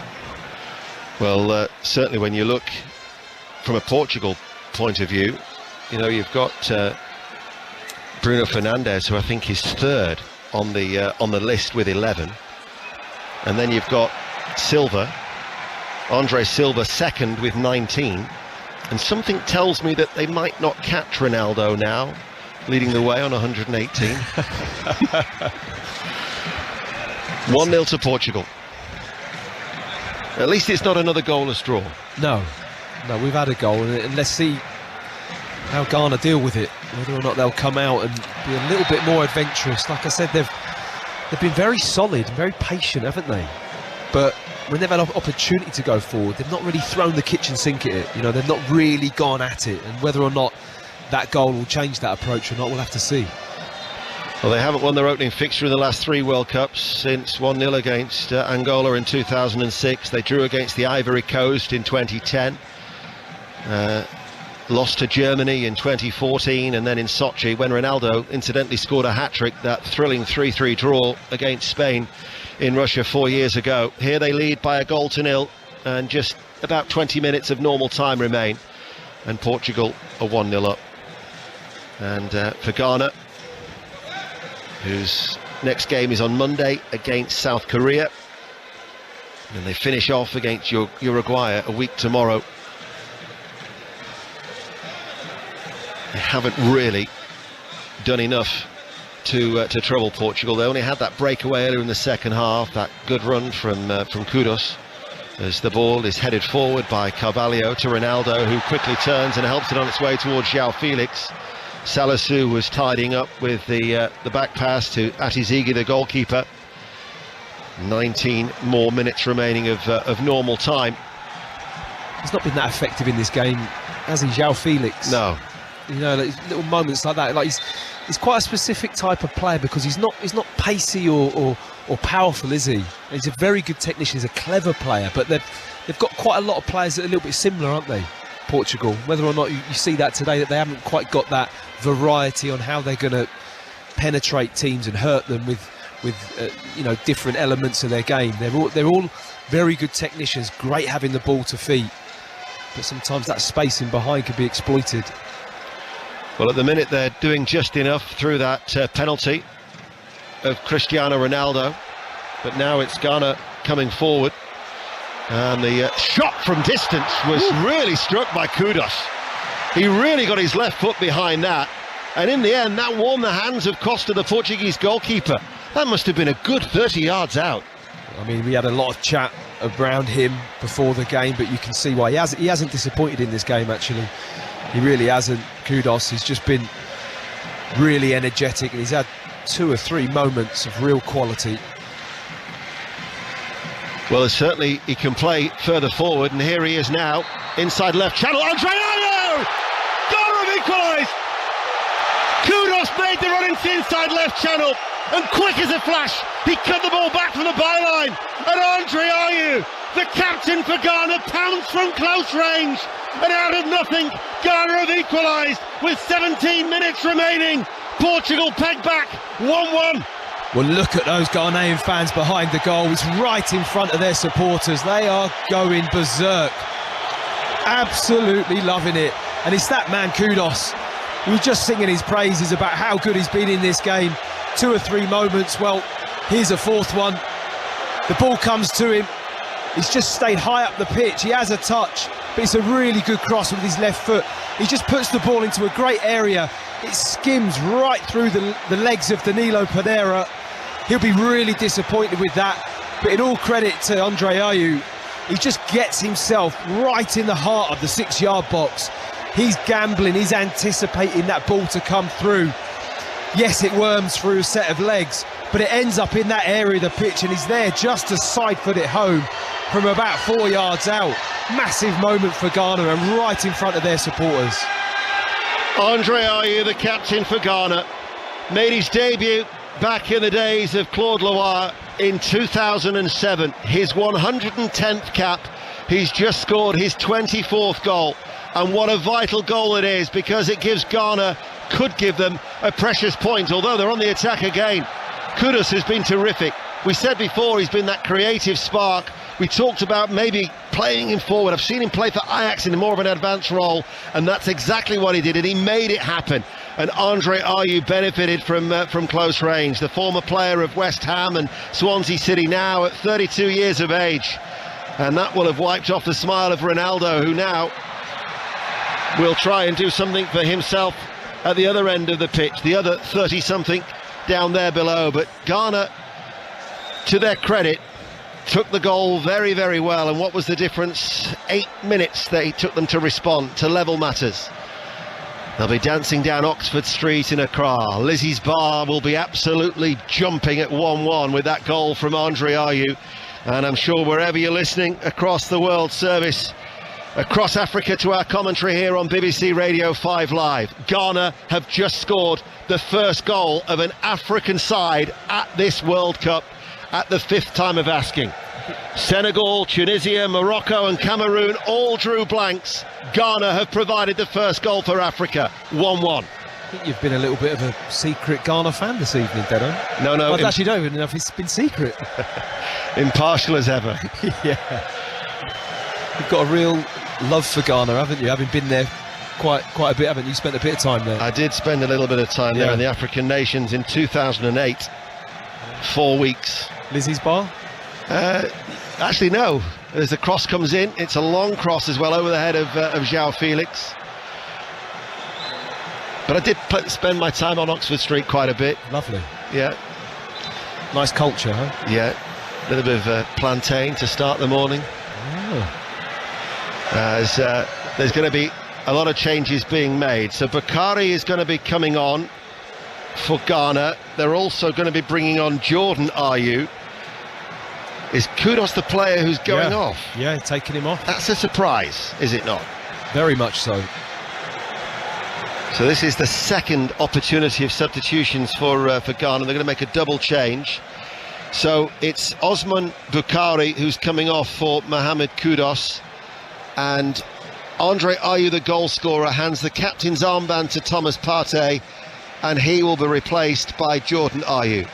The sons of the great Abedi Pele swap and trade places on that playing surface, and there is an acknowledgement to the crowd from Andre Ayew, and then there is a hug from his coach Otto Addo. And Portugal have also made a change, and Rafael Leao is the player who's coming on, and it's Ruben Neves who has gone off. So that's very much an attacking change, with a Milan player coming on for the Wolverhampton Wanderers midfielder. Well, for me, a player like Leao is exactly the type of style that this Portuguese team needs in that front three. I mean, he's so explosive and pacey, very different to what they have, and I just think at times it's been a little bit easy. Ball play forward. This is with João Felix. What a finish that was from João Felix. João Felix with a composed finish, clips it past the goalkeeper, Atazigi, and Portugal are back in front. Portugal 2, Ghana 1. Well, it all comes from a mistake with the through ball. It's a poor goal for Ghana to concede. They've been concentrated and focused so well in this game so far. Thomas Partey chips one up the pitch. The ball turns over, it goes into midfield, and all of a sudden João Felix is pulling away. I think it's Baba Raymond just gets his body shape horribly wrong, turns his back on the ball. He should cut the pass out, but because he's not facing the right way, it skips through his legs. His body shape is all wrong, and João Felix is just through one-on-one with the goalkeeper, slots it home. Lovely finish, really composed, just lifts it over Atazigi. But Baba Raymond's positioning, I mean, it's been bang on all game, but he just gets that horribly wrong, and they really do get punished. It was a lovely diagonal finish with the right foot of João Felix, just clipping it off the advancing goalkeeper Atazigi. And Ghana's joy lasted about 5 minutes as Portugal are back in front live on BBC Radio 5 Live with just over 10 minutes remaining.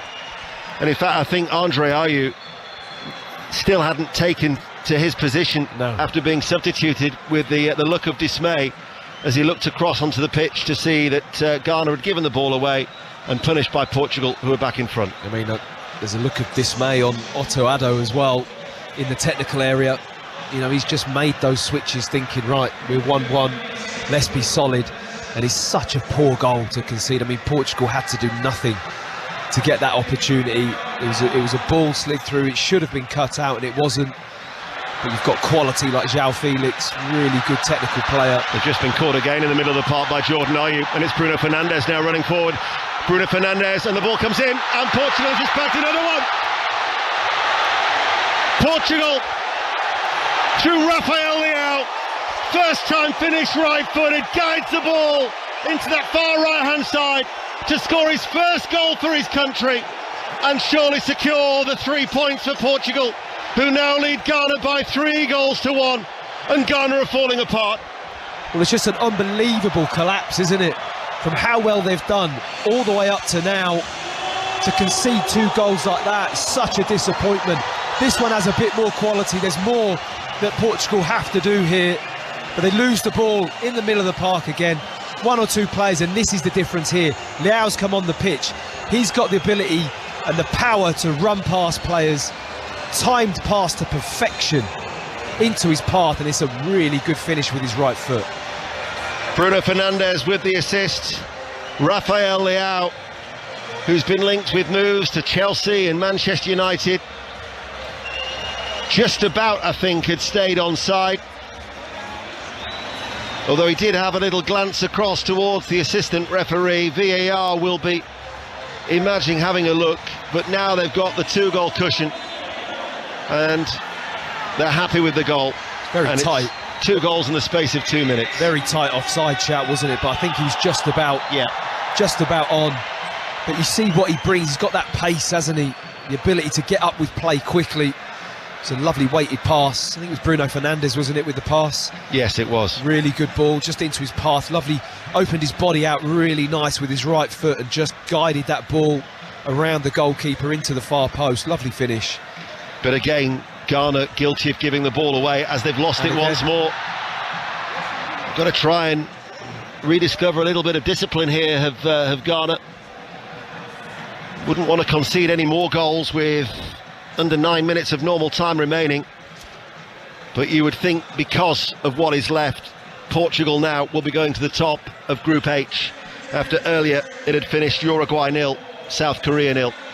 The attendance, 42,662. I'd said before about the capacity being at 40,000. FIFA, of course, have revised all the capacities now, although there's still many empty seats. I'm not necessarily convinced that necessarily is the case. So what is the capacity here? They've revised them all. I saved them, I'll be able to tell you. Oh, okay. Because I thought it was 40, I was told it was 40,000, but it doesn't look like a 40,000 seater. It looks more, doesn't it? Yeah. They've, as well as the amount of added on time, and they've changed all the capacities as well, as Portugal are breaking forward, and it's Ronaldo. Ronaldo is away. Ronaldo into the penalty area. Very good save by the goalkeeper. Ronaldo just tried to dink it over the top. The flag's up on the far side anyway, but Adizigi with a strong right arm. The revised attendance capacity now is 44,089. Okay. But still doesn't explain the empty seats. No, it doesn't. If there's 42,000 in here, then yeah, it looks like more than 2,000 empty seats. That would have anyway. That would have levelled him with Eusebio for Portugal's leading goal scorer at World Cup finals. Portugal, Portugal is the chant inside Stadium 974, where Portugal lead by 3-1. It's a thunderous chant as well here, as Carvalho spreads the ball out wide. And it's with João Felix, who tries to come on the inside of Salisu. Salisu wins the challenge towards Jordan Ayew. Portugal are wanting to make a change. João Mario wants to come on as well. And they're also going to be bringing on Gonçalo Ramos, who's the latest one off the Benfica conveyor belt. He actually scored within 15 minutes on his debut against Nigeria last week in the warm-up game, so they're wanting to make a double change. It'll be the final changes for Fernando Santos, leading by 3-1 here at this World Cup.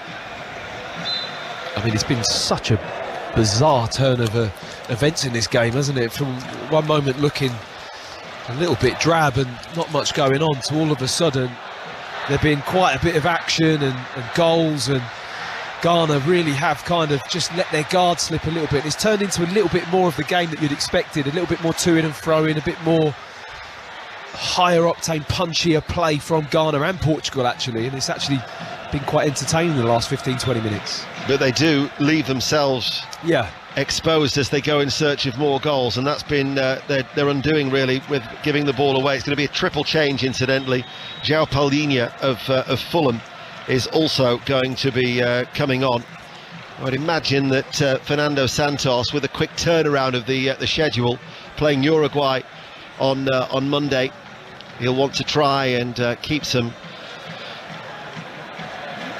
legs fresh for that next match day 2 in Group H.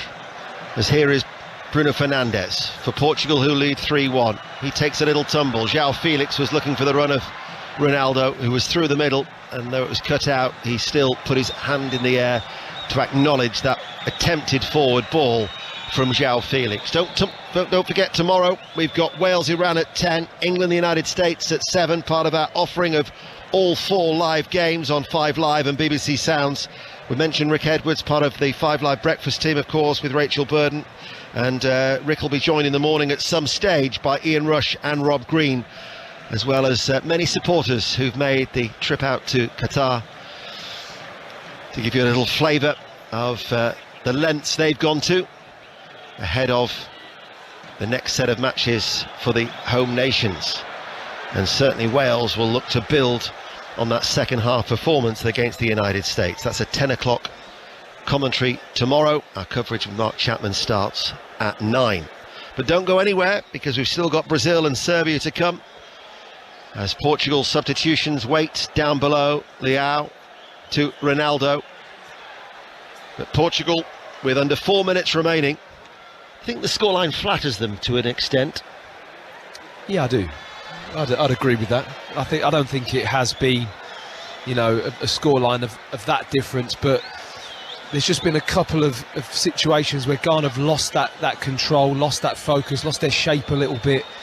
And the one thing Portugal have, they just got that quality, haven't they, that they will punish you.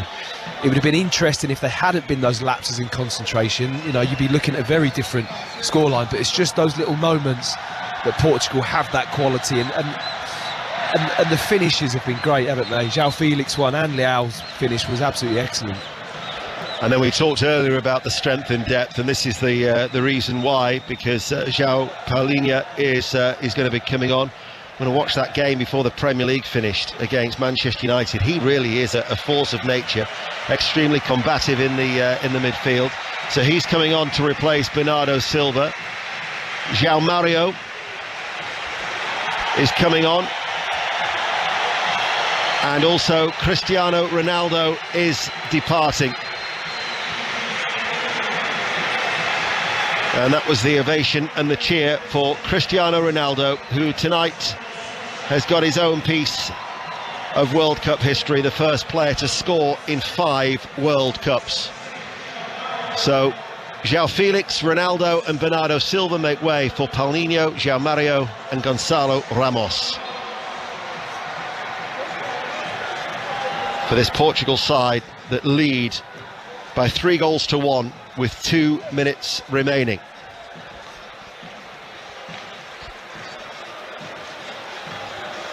Here is Guerreiro. Leao with a turn, challenged by Partey. Forward it goes, released out to this near side to Abdul Samed. Wants to take the throw, he'll leave it to Tariq Lamptey. We've hardly mentioned Tariq Lamptey. You think of the marauding runs he can make down the right for Brighton. He's hardly been in the game. Well, since he's come on, I mean, they've just been picking the ball out of the net, really, haven't they? I mean, it was so quickly they conceded once those substitutions were made, and they've just not really got back into the game since then. On that far side, the cross comes over, and the header is planted in by Bukhari. And maybe Ghana aren't finished just yet. Cross from the left-hand side, and Bukhari from close range with the header. Cristiano Ronaldo is furious down below. Ghana, with 90 seconds of normal time remaining, have reduced the arrears.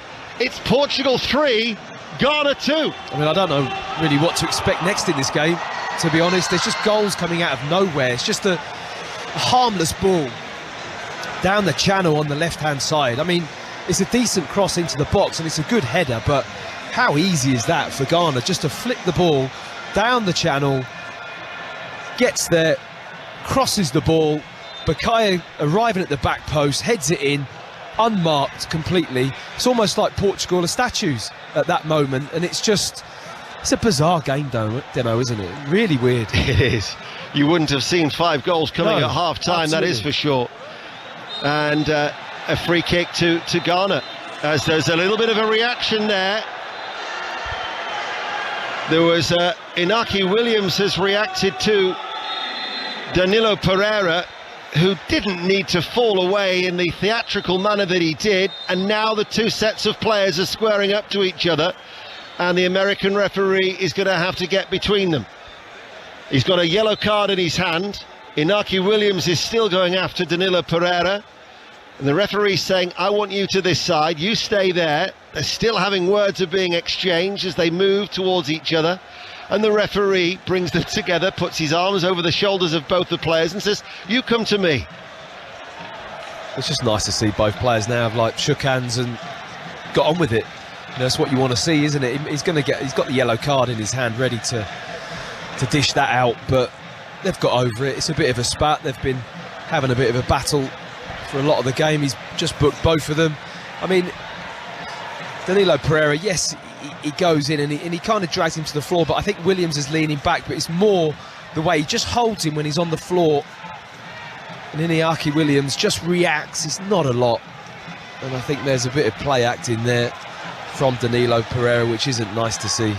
Ghana want to make a double change. There are 9 minutes of added on time, which we're now into. Stephanie Frappart, the 4th official, has just put up a board. The free kick goes long. Ghana looking for a dramatic equaliser in the 9 minutes of stoppage time.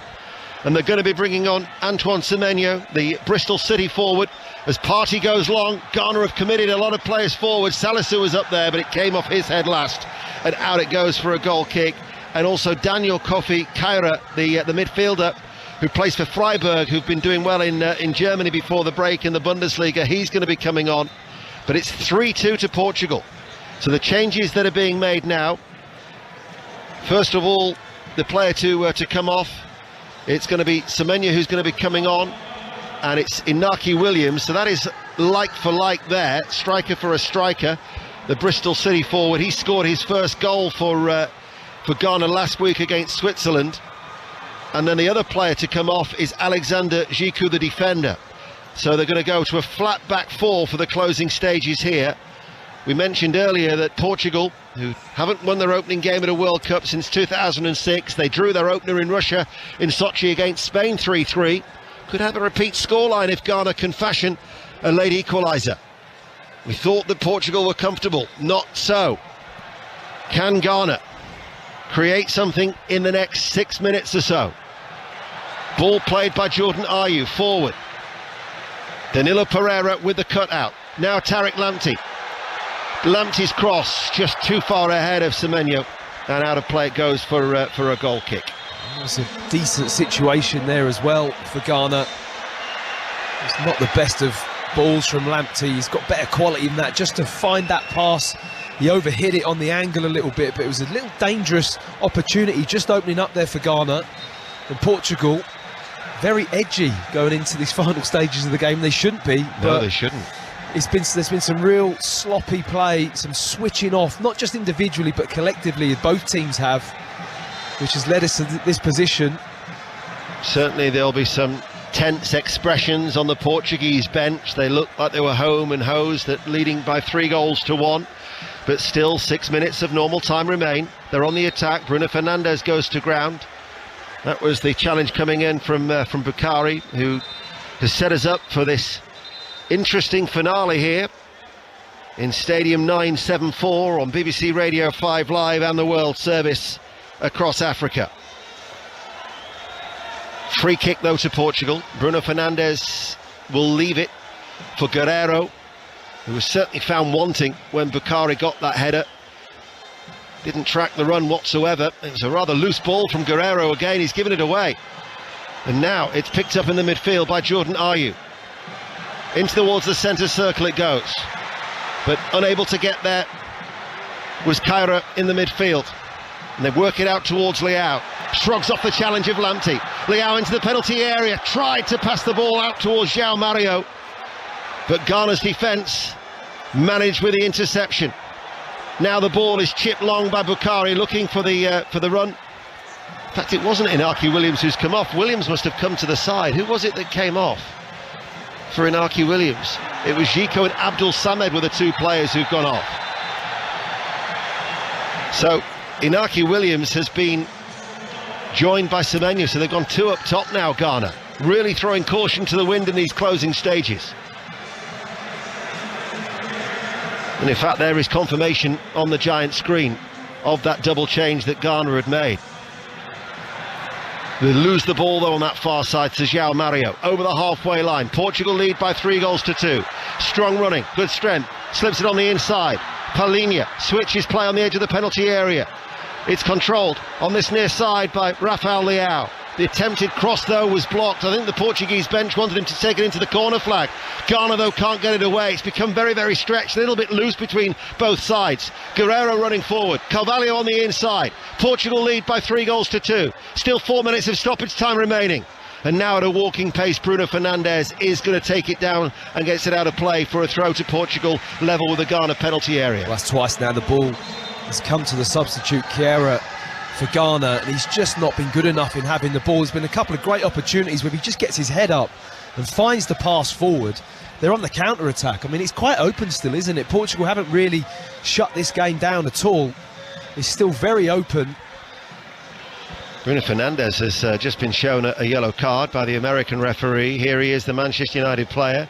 Guerreiro back towards him, and he's just volleyed the ball at a close proximity straight into the mush of Tariq Lamptey. He actually apologises and gives him a consoling pat on the cheek. I'm not necessarily sure, after taking one full on in the face, that's the last thing that Tariq Lamptey wanted. Anyway, it's a throw for Portugal, eating up valuable seconds. Under 4 minutes remain. But they've given the ball away. They've won it back with Paulinho. taking it high on the chest. 4 white shirts prevent him from getting away into the penalty area. Then Ghana have given it away once more. It's very congested on this left-hand side level of the penalty area. Making the run forward is the substitute Gonzalo Ramos, who's only 21 years of age. Scored against Newcastle in pre-season and is actually being linked with Newcastle United for the young striker. And he's won a free kick as well for his efforts for Portugal down by the corner flag as they look to try and eat up valuable time. So it's going to be Fernandes, you would think, to take it. He's just having a little discussion with Guerrero, who's walked away. In it comes. Goalkeeper's flapped at that one. He's pushed it out. Now to Thomas Partey. But Portugal had 3 players back in and around the halfway line to counter any counter-attack. But it has been played on that far side. Fernando Santos is hopping mad down below as Jordan Ayew wins a throw for Ghana deep inside the Portuguese half. I know why he's hopping mad, because why has that ball been crossed into the box there? Jordan Ayew! Oh! They took a quick throw, left-hand side, and he went for goal. And it was a dipping effort that certainly caused a little bit of consternation for Costa. Well, that is exactly why Fernando Santos is absolutely fuming, because that is an opportunity on goal out of nothing. And Bruno Fernandes had the ball in the corner flag with a free kick to kill the game. He's crossed it straight into the box, and Ghana are on the counter-attack. Just play it short, keep possession, keep it in that area of the pitch. You don't need to cross the ball. Like you say, though, it has been a rather strange game. But Portugal are almost there. 60 seconds remaining of stoppage time. Of course, it's always a minimum. We're then at in the hands of Ismail El Fath. Wouldn't necessarily go as far as he was in the 2016 final, when he was almost as a cheerleader Cristiano Ronaldo. But the fact that he's not sitting comfortably on the bench, he is a little animated, it's fair to say, in that technical area. He's not necessarily taking over from Fernando Santos, if you can recall what he was like with his histrionics when he'd been injured. At times he was more like a player manager in that final of Euro 2016, but it certainly gives you an indication of how the levels of unease on that Portuguese bench down below, as Ghana look in these closing seconds to try and summon up one last chance. By my watch, the 9 minutes of added on time are over. Portugal lead by 3-2. Thomas Partey has the ball midway through his own half. He plays the ball forward to Kyra, the substitute, the midfielder. There's a man over on that far side, the left, and it's Rahman running forward now. In it goes. Inaki Williams is there. He'll challenge the goalkeeper.